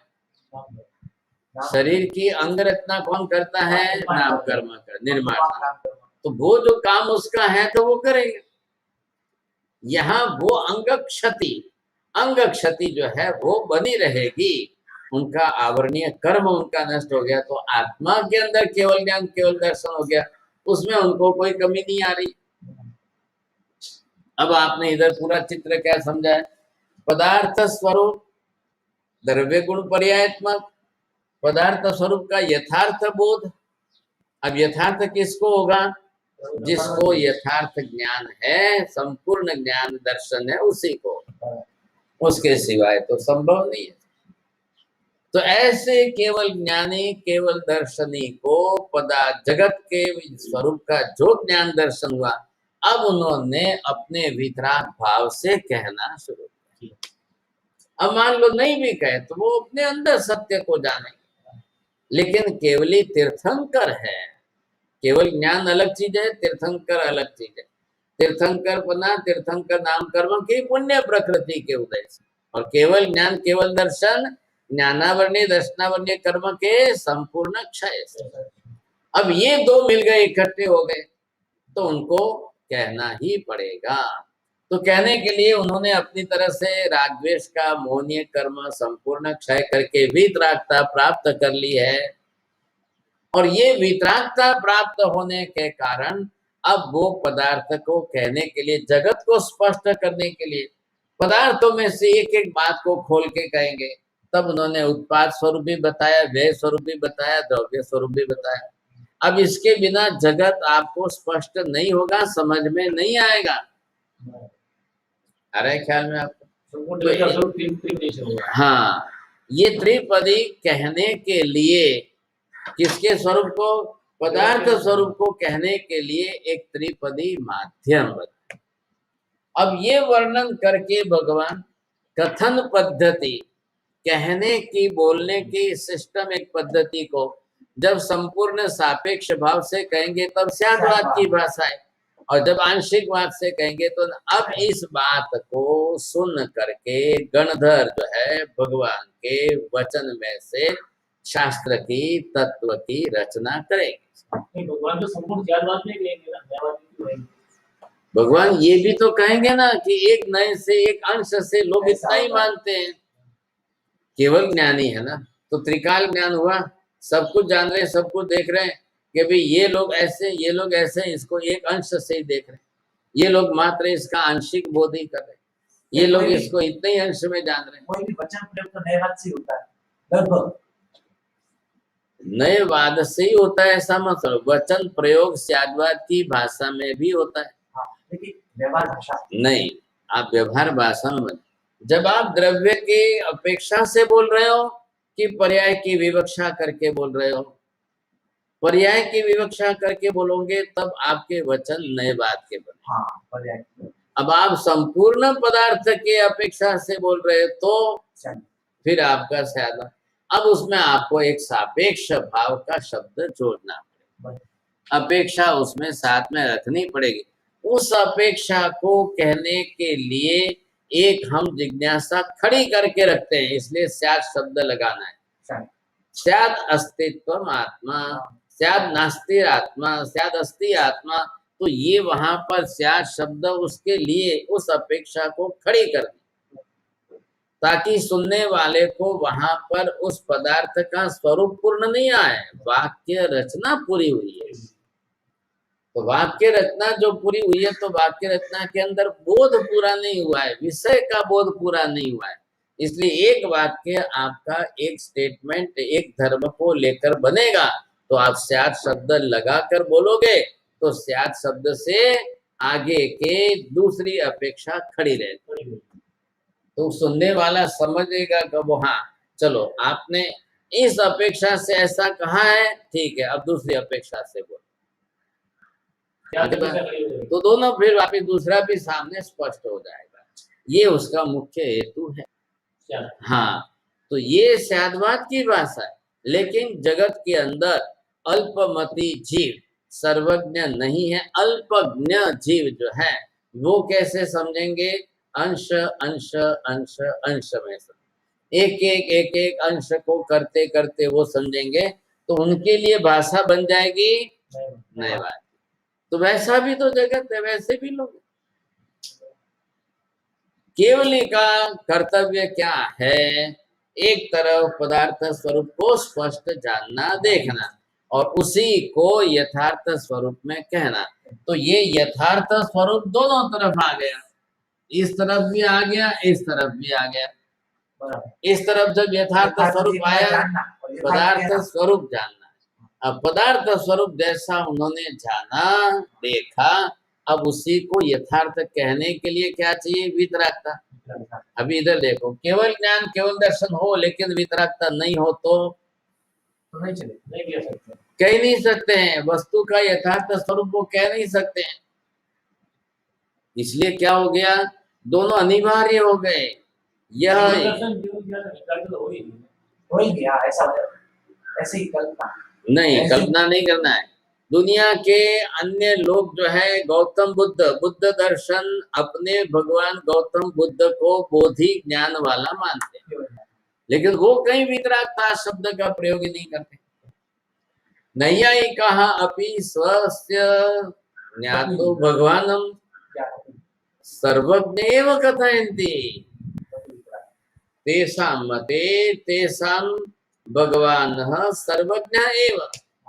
लेकिन अब वो भगवान तो मानते हैं, लेकिन वो कथन करने के विषय में उनको वितरागी नहीं। आ रहा है ख्याल में आपको?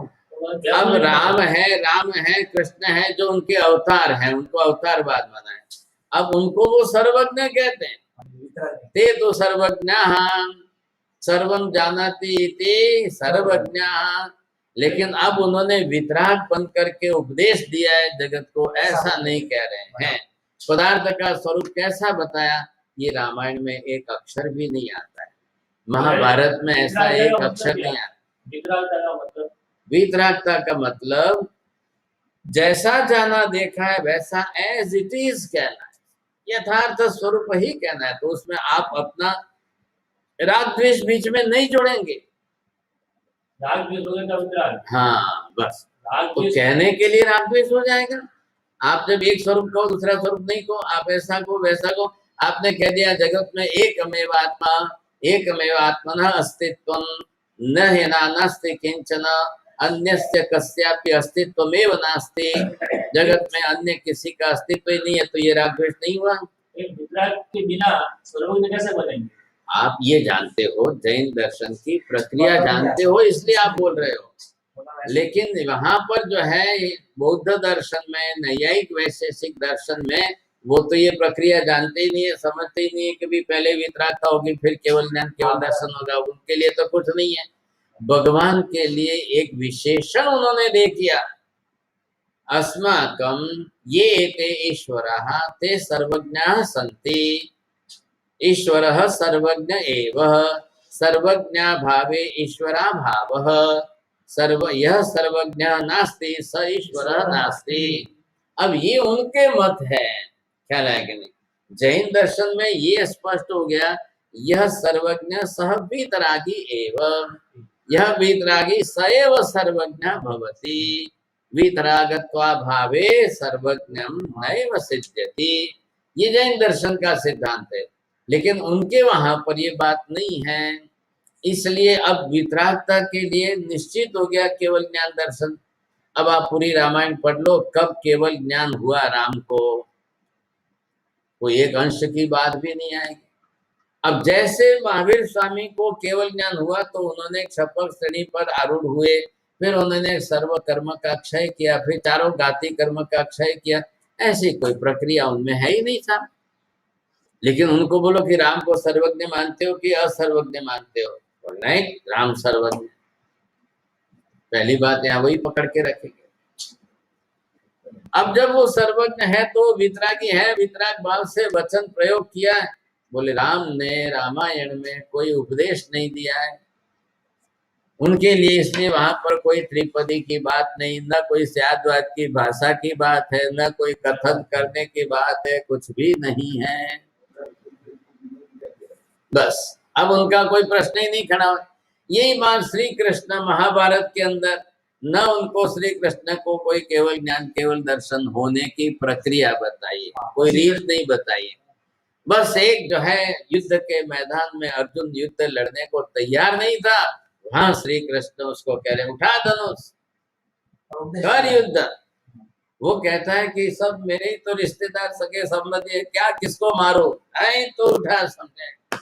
उपदेश दिया है। अब वो उपदेश व्यवहार का उपयोग है, व्यवहारिक उपदेश दिया है। पदार्थ स्वरूप जगत स्वरूप वर्णन करना और ये यथार्थता दिखाने, अब ये सब बात उसमें कुछ भी नहीं मिलती। हाँ, अब वो वितरागपना कहाँ से कि वो कैसे वर्णन करेंगे, कैसे बताएंगे, कैसे कहेंगे, क्या बात करेंगे। अब ये बात जब वहां नहीं, वहां तो प्रसंग है, वहां जो सामने परिस्थितियां हैं उसके हिसाब से श्री कृष्ण ने खाली अर्जुन को उकसाया है ताकि वो युद्ध करने के लिए सक्रिय बन जाए। अब उसको बताने के लिए ले मैं तेरे को देख दिखाता हूँ, समझे कि नहीं, क्या ये सब जाकर उधर लड़ते उधर लड़ते, ऐसा करके वो बोलते जरूर है विश्व दर्शनम, लेकिन महाभारत के अनुसार विश्व का दर्शन, ऐसा दर्शन जो सर्वज्ञ ने बताया है वो तो है ही। अब आपको विश्व दर्शन कैसा है, विश्व दर्शन क्या स्वरूप है, ये स्पष्ट करना होगा इस ग्रंथ के आधार पर। इसलिए ये ग्रंथ ऐसा है कि संपूर्ण जगत का स्वरूप जानने के लिए काम का है, पूरे जगत के यथार्थ स्वरूप के साथ ये जुड़ा हुआ है। जितना पदार्थ स्वरूप है, देखो ये ग्रंथ किसकी बात करेगा, पदार्थ स्वरूप की बात करेगा, और जगत कैसा है, पदार्थ समूह की संज्ञा है। ये वापिस इधर उधर की भूलना मत। जगत जो है वो कैसा है, पदार्थ स्वरूप की संज्ञा मात्र है। तो जब वैसा स्वरूप ही वैसा है तो ये ग्रंथ आपको पहले प्राथमिक रूप से संपूर्ण जगत का स्वरूप स्पष्ट करेगा, और फिर संपूर्ण जगत की व्यवस्था, ये त्रिपदी स्पष्ट है। दो शब्द मैंने अलग अलग प्रयोग किए, ध्यान दो। क्या इधर का क्या, संपूर्ण पदार्थ स्वरूप है, हाँ, और पदार्थ की व्यवस्था त्रिपदी के द्वारा है। बहुत बढ़िया, होशियार। पदार्थ स्वरूप ऐसा है, पदार्थ स्वरूप द्रव्य गुण पर्यायात्मक है, और पदार्थ व्यवस्था उत्पाद व्यय द्रव्यात्मक है। लिखो, आप लिखो पहले, पदार्थ स्वरूप द्रव्य गुण पर्यायात्मक है। हाँ बरोबर है, पहले एक एक वाक्य स्पष्ट करो आप। पदार्थ स्वरूप द्रव्य पर्यायात्मक है।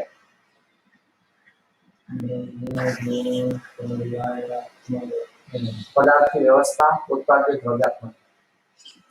उत्पाद व द्रव्य के त्रिपदी के अनुसार है। पदार्थ की व्यवस्था उत्पाद व द्रव्यात्मक त्रिपदी के अनुसार।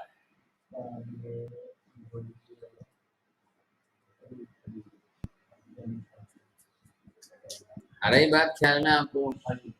अब ये दोनों, अब आप क्या कहेंगे? पदार्थ स्वरूप उत्पाद वे वाला नहीं है, ख्याल आएगा?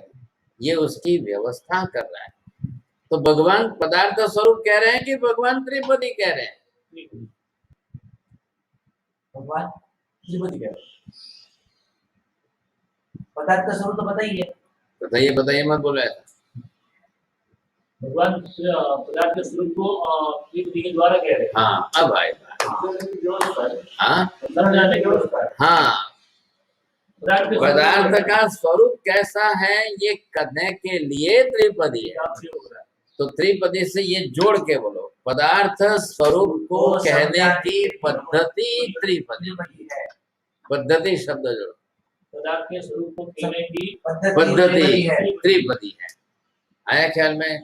तो त्रिपदी सिद्धांत नहीं है, सिद्धांत पदार्थ स्वरूप है। तो ये उसको कहने का तरीका है। तो कहने के लिए वितरागी है, कहने के लिए भगवान की वितरागता काम की है। अब क्यों वितरागता काम की है? हल्का सा भी राग द्वेष करके यथार्थ सत्य को थोड़ा सा छुपाने जाए तो समर्थ है। तो लेकिन केवल ज्ञान, केवल दर्शन से यथार्थ स्वरूप देख करके, संपूर्ण जान करके, अब वितराग भाव से, अब दो में से एक पक्ष की कमी हो गई तो इधर से उनको केवल ज्ञान केवल दर्शन नहीं है और अकेले वितरागी है, तो क्या करेंगे फिर? अब इसके अंदर ये थोड़ा सा स्वरूप आप जो है थोड़ा न्याय के साथ समझ लो भाई। ये जो है केवली है, केवल ज्ञानी केवल दर्शनी है, लेकिन वो वितरागी नहीं है। तो अगर वो वितरागी नहीं है, अब केवल ज्ञानी केवल दर्शनी है और साथ में वितरागी भी है। इधर देखो, तीसरा पक्ष क्या कह रहा है? कोई केवल ज्ञान केवल दर्शन कुछ भी नहीं है, खाली वितरागी है। चौथे पक्ष में क्या आ रहा है कि दो ही नहीं है, छोड़ो भाई। बोलो सा, चारों का बोलेंगे आप? केवल ज्ञानी केवल दर्शनी है, वितरागी नहीं है। ऐसा कौन है? ऐसा कैसे है? ऐसा कौन है? बुद्ध न्यायिक प्रदर्शन के प्रणेता विशेष वो उनके स्वरूप जैसा मान रहे हैं उनके भगवान को अपने हिसाब से, तो ही केवल ज्ञानी भी नहीं। तो फिर वो मतलब, तो जब नहीं है तो कह नहीं सकेंगे कुछ। उनकी मान्यता में बोधि ज्ञान को भी केवल ज्ञान जैसा, उनकी ज्ञान। और ऐसे जो है विद्वान लोग लिखते हैं। अब उनको केवल ज्ञान केवल दर्शन की विशालता, व्यापकता, त्रैकालिकता का उनको बोध नहीं है, और उनको होने की, केवल ज्ञान केवल दर्शन होने की प्रक्रिया का भी बोध नहीं है। अब उन्होंने वहां से उनका बोधिक ज्ञान शब्द उठाया, इधर से महावीर का केवल ज्ञान शब्द उठाया, जोड़ दिया। भाई क्यों उनको गौतम बुद्ध को बोधिक ज्ञान वाला क्यों कहते हैं? अरे वो बोधि झाड़ के नीचे बैठे थे इसलिए उनको बोधिक ज्ञान। हम अगर उसको डिफाइन करें तो हम कहेंगे बुद्धि का ज्ञान है इसलिए बोधिक। हम ये कहेंगे भाई, ये जब वो केवल ज्ञान की कैटेगरी में आता ही नहीं है, तो फिर चलो भाई ज्यादा बुद्धि वाला कह दो, बोधिक ज्ञान बुद्धि वाला ज्ञान। अब उन्होंने, जिन लोगों ने ये समझा नहीं और पीछे के विद्वानों ने तुलना करके समानता बता दी, जो भी कोई विद्वान, जैसे भी कोई विद्वान हो, तो वो अगर समानता दिखाने जा रहे हैं तो बोधिक ज्ञान केवल ज्ञान, महावीर का केवल ज्ञान, बुद्ध का बोधिक ज्ञान, भाई सब सब सब सब सब सब ऐसे एक शरीर। अब ये जो बता दे तो वितरागता कहाँ से लाएंगे? हाँ, तो वो वितरागता कहाँ से लाएंगे? फिर ऐसे भी बताए नैयायिकों को वैशेषिकों ने अपने भगवान को सर्वस्माकं ईश्वरः सर्वज्ञ एव, अब वो तो उन्होंने कह दिया, लेकिन वो ईश्वर को वितरागी नहीं बताएंगे, क्योंकि महादेव के हाथ में त्रिशूल दिया है, कृष्ण के हाथ में सुदर्शन चक्र दिया, और राम को तो बताया ही ऐसा है। अब वहां पर जो है रागद्वेषी आ रहे, तो वितरागता वो नहीं जोड़ पा रहे, समझे, वितरागता नहीं जोड़ पा रहे। ऐसा एक पक्ष तो हुआ, अब चार ही तो भंग बन रहे हैं, एक भंग वाले दूसरे बैठ गए। अब यहाँ ये जो है जैन दर्शन के मत में जितने प्रमाण में केवल ज्ञानी केवल दर्शनी है, वैसे ही वो वितरागी स्पष्ट है। अब तीसरे पक्ष में कह रहे हैं कि भाई केवल ज्ञानी केवल दर्शनी नहीं है और वितरागी है। चलो भाई, नहीं है, ज्ञान दर्शन नहीं है तो नहीं है, लेकिन है तो वितरागी, तो वो कहेंगे क्या फिर? ऐसे बात कोई तो क्या कहेंगे, कैसे कहेंगे? ऐसे अपने आप को मानने वाले बहुत है। हाँ, आज भी बैठे बहुत है, और हजारों लोगों को मान रहे हैं, कोई अघोरी बाबाओं को मान रहे हैं, कोई हिमालय की गुफाओं में बैठ रहे हैं। बोलो कोई राग द्वेष नहीं करते हैं, बिल्कुल राग द्वेष नहीं है, इसलिए वो अपने आप को कहते हैं, लेकिन अंदर पाया में जब तक वो बिना जाने बिना देखे वो कहेंगे तो क्या कहेंगे? चलो भाई, वर्षों से आपने कोई राग द्वेष नहीं किया, बहुत वर्षों बीत गए, आपने बिना राग द्वेष का जीवन जिया है, तो लेकिन बिना जाने देखे वो कहेंगे क्या? कहना दूसरों के लिए, नहीं कहे तो क्या उनका केवल ज्ञान केवल दर्शन नष्ट हो जाएगा क्या? केवल ज्ञान केवल दर्शन के अस्तित्व के लिए वितरागता कोई अभाव कारण बनती नहीं है। अब जैन दर्शन ने क्या कहा है, क्रम से चलेगो तो पहले मोहनीय कर्म का क्षय होगा, इसलिए वितरागता है। 12वें गुणस्थान पर आप वितरागी बन गए, अब 13वें गुणस्थान पर जाकर ज्ञानावर्णीय दर्शनावर्णीय का संपूर्ण क्षय होगा, तब आप केवल ज्ञानी केवल दर्शनी बनेंगे। सब तो ये पक्ष मानने को तैयार नहीं। अब हिंदुओं ने, नैयायिकों ने, वैशेषिकों ने, बौद्धों ने, मीमांसकों ने, सांख्यों ने, जिसने भी ये स्वरूप बताया, किसी के पास केवल ज्ञान केवल दर्शन वितरागता प्राप्त करने की क्या पद्धति है, क्या प्रक्रिया है, क्या क्रम है, कैसे बने वो? बोला हमारे पास कुछ नहीं। भगवती केवलम स्वीकर्तव्यमेव, कथम किमर्थम कीदृशी पद्धति काच पद्धति किमपि न प्रष्टव्य, बस कुछ भी नहीं पूछेंगे। आपको केवल जो है भगवती केवलम स्वीकर्तव्य ओम इति स्वीकरणीय, शंका क्रियते चेत मिथ्या, ईश्वर से विशेष शंका नहीं हो कर्तव्य, केवलम श्रद्धया एव स्वीकरणीय, ईश्वर के बारे में शंकाओं का कुछ नहीं करनी, बस आप जो है स्वीकार कर लेना और कुछ नहीं करना। ये बातें उन्होंने बैठा नहीं, ज्ञानेन स्पष्टीकर्तव्यम नहीं, तदनंतरमेव वितरागत्वेन। आप देख नहीं सकते हो, जान नहीं सकते हो, ये आपकी कमजोरी है कि आप मति ज्ञान शुद्ध ज्ञान वाले हो, और ये अदृश्य अरूपी इन पदार्थों को कैसे जानोगे, कैसे देखोगे? इसलिए यहाँ पर भगवान कैसे हैं, केवली भी है वितरागी भी है। ये केवल ज्ञान और केवल दर्शन ये इनके पक्ष में, इनको देखने के लिए, वो नहीं अगर बोले तो भी केवल ज्ञान केवल दर्शन ही तो है ही, उनसे कोई उनको केवल ज्ञान को धक्का नहीं लग जाता है कि केवल ज्ञान चला जाएगा। लेकिन केवल ज्ञान केवल दर्शन से जो पदार्थ जैसे देखे अब उसको ही कहना है, तो ये वितरागता उसमें उनके अंदर ये विशिष्ट आ गई। अब वो कथन करेंगे तब जो घटना यहाँ घट रही है, जैसी व्यवस्था पदार्थ स्वरूप के अंदर हो रही है, वो है उत्पाद व द्रव्यात्मक स्वरूप, तो वो कहना है उनको, देखो भाई ये द्रव्य है, इस द्रव्य की ये उत्पाद परंपरा, ये द्रव्य है, इसके अंदर ये व्यय हुआ, ये द्रव्य तो अपने आप में ध्रुव है, नित्य है, लेकिन इसी द्रव्य की ये पर्याय बदली, ये उनको कहना है।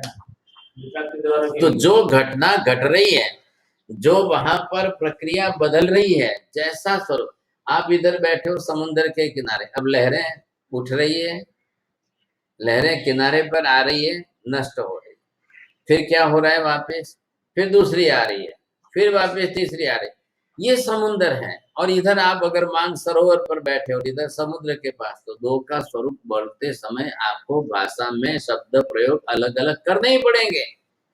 भाई जिसमें लहरें उठती हैं उछलती हैं वो समुद्र है, जिसमें लहरें नहीं उछलती है नहीं उठती है वो सरोवर है।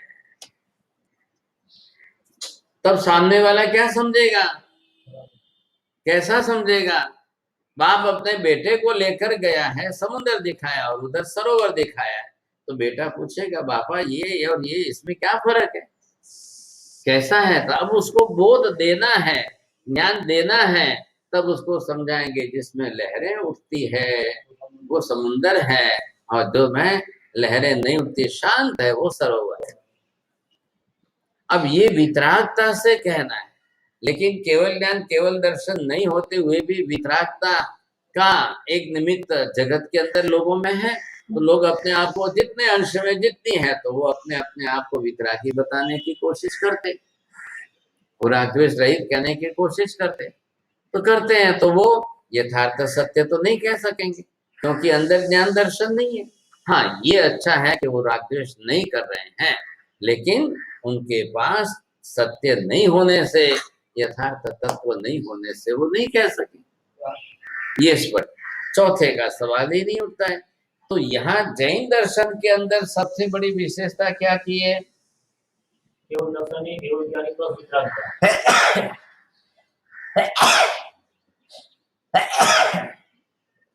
भगवान वितरागी पहले बताए और केवल ज्ञान केवल दर्शन। जब एक कर्म था जो वितरागता को रोकता था, उस कर्म को क्षय किया, मोहनीय को तो वितरागी बने। जो ज्ञान दर्शन के ऊपर आवरण था, उस ज्ञानावरणीय दर्शनावरणीय कर्म का संपूर्ण क्षय किया तो केवल ज्ञान केवल दर्शन ही बने। अब वही ज्ञाता दृष्टा स्पष्ट हो गए, अब उनको ही कहने का अधिकार है, उनके सिवाय का किसी को कहने का अधिकार नहीं है। क्यों नहीं है? वो न तो देख पाएगा, न जान पाएगा, न कह पाएगा। इसलिए केवली ऐसे वितरागी के वचन को ही स्वीकार करना। आ रहा है ख्याल में? अब वाक्य रचना किया कि यथाच केवली सर्वज्ञै पदार्थस्य यथार्थ स्वरूपम ज्ञातम तथा च वितराग भावेन त्रिपदी रूपेण कथितम तदेव चरमम सत्यम।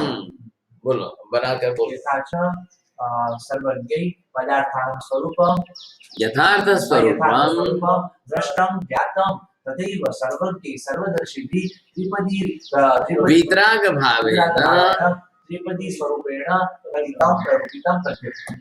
अब लिखो, वही शब्द बरोबर लिखना, एक शब्द इधर उधर नहीं होना चाहिए। यथाच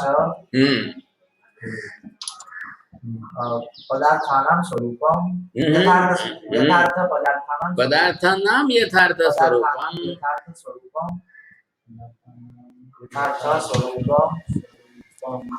सर्वज्ञै दोनों अलग अलग करो। सर्वज्ञै ज्ञातम नहीं, सर्वज्ञै ज्ञातम सर्वदर्शी भी दृष्टम तथैव हाँ त्रिपदी रूपेण कथितम हाँ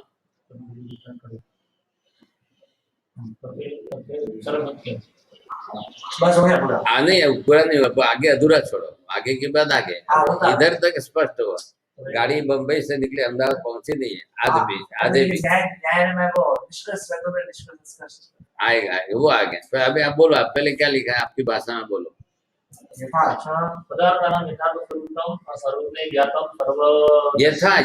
सर्वज्ञ ज्ञातम नहीं लगे, जोड़ो वहां पर यथा शब्द जोड़ना है।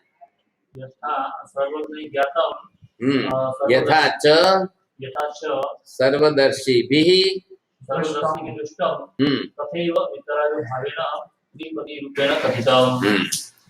बोलो, हिंदी बोलो।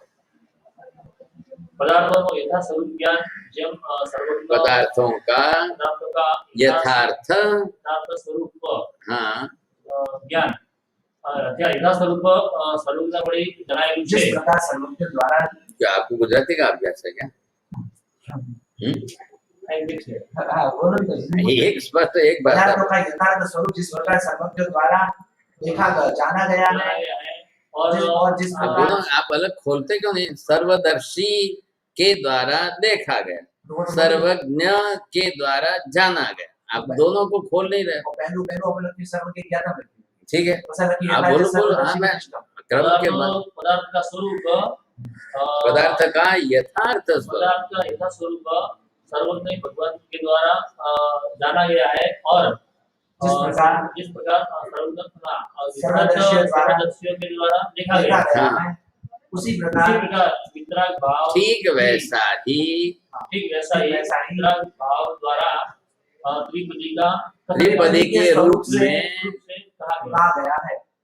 ये जो इतनी गड़बड़ हो रही है ना समझेगी और दो में से आप बोलो तो ये नहीं बोले ये बोले तो आप नहीं बोले तो एक का वाक्य पूरा होने दो या आप बोलो तो ये अधूरा बोले आप बीच में बोलो तो इनका रुक जाता है आप बोलो ये बीच में बोले तो आपका रुक जाता है एक एक जने स्पष्ट करने लगा तो वो बरोबर क्यों देखो गणित जैसा चलता है गणित में 2 की जगह 3 लिख दिया और 3 की जगह 2 लिख दिया तो 200 के बदले 300 जाएगा या 300 के बदले 200 आएगा तो इसमें भी एक एक शब्द का इधर उधर शब्द हुआ तो आपकी बात बिगड़ जाए ख्याल आएगा अभी ये वाक्य अधूरा आगे पूरा करेंगे लेकिन अभी पहले आपके दिमाग में ये स्पष्ट होना चाहिए ख्याल आएगा अभी देखिए ये गाथा कितनी हुई है अभी आधी गाथा हुई नहीं वो अभी अधूरी है समझा कि नहीं तो अभी आगे के आधा चरण जो है 2 आधी गाथा बाकी है लेकिन टाइम तो लगेगा नहीं तो फिर फटाफट स्पष्ट नहीं होगा खाली गाथा अर्थ फटफट फटफट कर दी तो ये आपको दिमाग में बैठेगा ही नहीं समय तो लगता है नहीं तो क्या है लोग फटाफट पंडित लोग क्या करते हैं हाँ चलो 2 गाथा हो गए 5 गाथा हो गए 10 गाथा हो गए फटाफट करो तो ये जो क्लियर चित्र होना चाहिए ना पूरा मन में बैठना चाहिए अब ये करना है इसका ही तो पूरा स्वरूप समझाना है अब पूरा ग्रंथ इसी पर चलेगा और फिर पूरा ग्रंथ त्रिपदी खोलनी है स्वरूप पदार्थ का स्वरूप तो यही है इसमें तो कोई कम ज्यादा होने वाले नहीं है अस्थि कायात्मक 5 है तो 5 ही देंगे छठा कहां से आएगा तो इस स्वरूपों पदार्थों के स्वरूप की तो सामूहिक संज्ञा ही है जगत अच्छा ये 3 ही तो पद बताए अब ये तो क्या है ये इसका चश्मा है किसका पदार्थ स्वरूप को देखने का चश्मा है ख्याल है कि नहीं अब पूरा ग्रंथ इस पर चलने वाला है इसलिए इस ग्रंथ का नामकरण ये किया है कि द्रव्य गुण पर्याय का रास इसलिए एक बात है कि जरूर बारीक तो होगी बात बिल्कुल एक बात जो स्पष्ट होगी तो बारीक होगी तो इधर की उधर नहीं जानी चाहिए उधर के इधर नहीं आना एक शब्द उसके लिए कीमती रहेगा तो ये तीनों पद को खोलना है और खोलने वाले केवल ही है और कहना उनको वितराग भाव से तो उनके पक्ष में तो एक अंश मात्र भी असत्य का कोई अंश ही नहीं अब रही बात हमारी समझ में तो हमारी समझ के हिसाब से तो हमने कथन की भाषा ली सैद्वाद की भाषा है अब इसको खोलेंगे हम अलग से ये पदार्थ स्वरूप स्पष्ट में आएगा त्रिपदी की पद्धति आएगी तो ही सैद्वाद की भाषा आएगी नहीं तो नहीं आएगी अब सैद्वाद की भाषा क्यों नहीं लोगों को समझ में आ रही है पाया में उनको पदार्थ बोध नहीं है पदार्थ बोध क्यों नहीं है उनको त्रिपदी की पद्धति नहीं जानते आप देखने जाओ 100 में से 90% 95% ये परिस्थिति आज है क्यों है ये तो इसका कारण ही है खुलासा करना है हमको तो नंबर 1 पदार्थ स्वरूप की स्पष्टता नंबर 2 उसको कहने की पद्धति फिर उसकी भाषा 3 ही तो बात है और है ही क्या इसमें ख्याल आएगा अब ये जैन धर्म की बात यहाँ नहीं आ रही धर्म तो जैन धर्म जैन दर्शन तो तत्व ज्ञान से शुरू होगा ये जगत स्वरूप की बात है ये जैन स्वरूप की बात नहीं है ये कॉमन जगत का स्वरूप ऐसा है अब चाहे वो दुनिया में वो दूसरे कहे तीसरे कहे चौथे कहे कोई भी कहो जगत स्वरूप ये है बेसिक जिसको हम बोलते हैं पायाभूत पदार्थ ज्ञान क्या है पदार्थों का स्वरूप कैसा है ऐसा है अब इसमें से जैन दर्शन वाले तत्व स्वरूप कैसा है, वहां से जैन धर्म की शुरुआत करेंगे। ये प्राथमिक सबके लिए ख्याल है कि सबको बैठा एक बार यहां से दिल्ली तक की दिशा, और दिशा में पटरी बैठा दी। अब बोलिए आप सुपर फास्ट चलाओ कि फास्ट चलाओ, जो चलाना है चलाओ, जैसे ही चलानी है चलाओ, क्या पटरी एक ही रहेगी, आप गाड़ी 100 चलाओ। यहाँ पर पदार्थ ज्ञान में हम कुछ भी नहीं कर रहे, जगत जैसा है जिस स्वरूप में है वैसा ही है। अब वो हमने त्रिपदी के इस पद्धति से केवली ने उसको जगत के सामने, लोगों के सामने समझाने में स्पष्टीकरण किया। तो है त्रिपदी क्या है?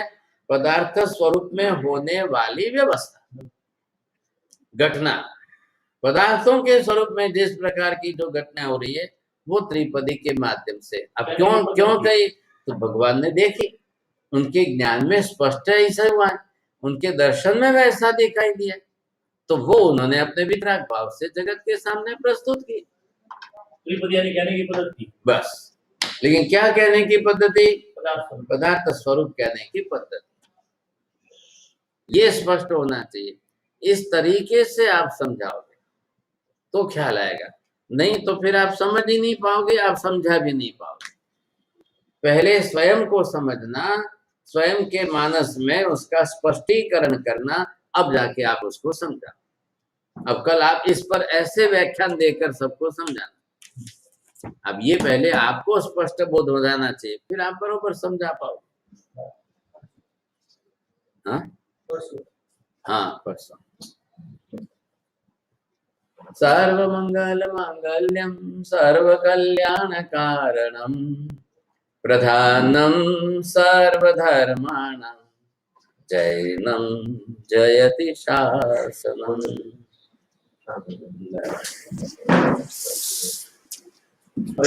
हाँ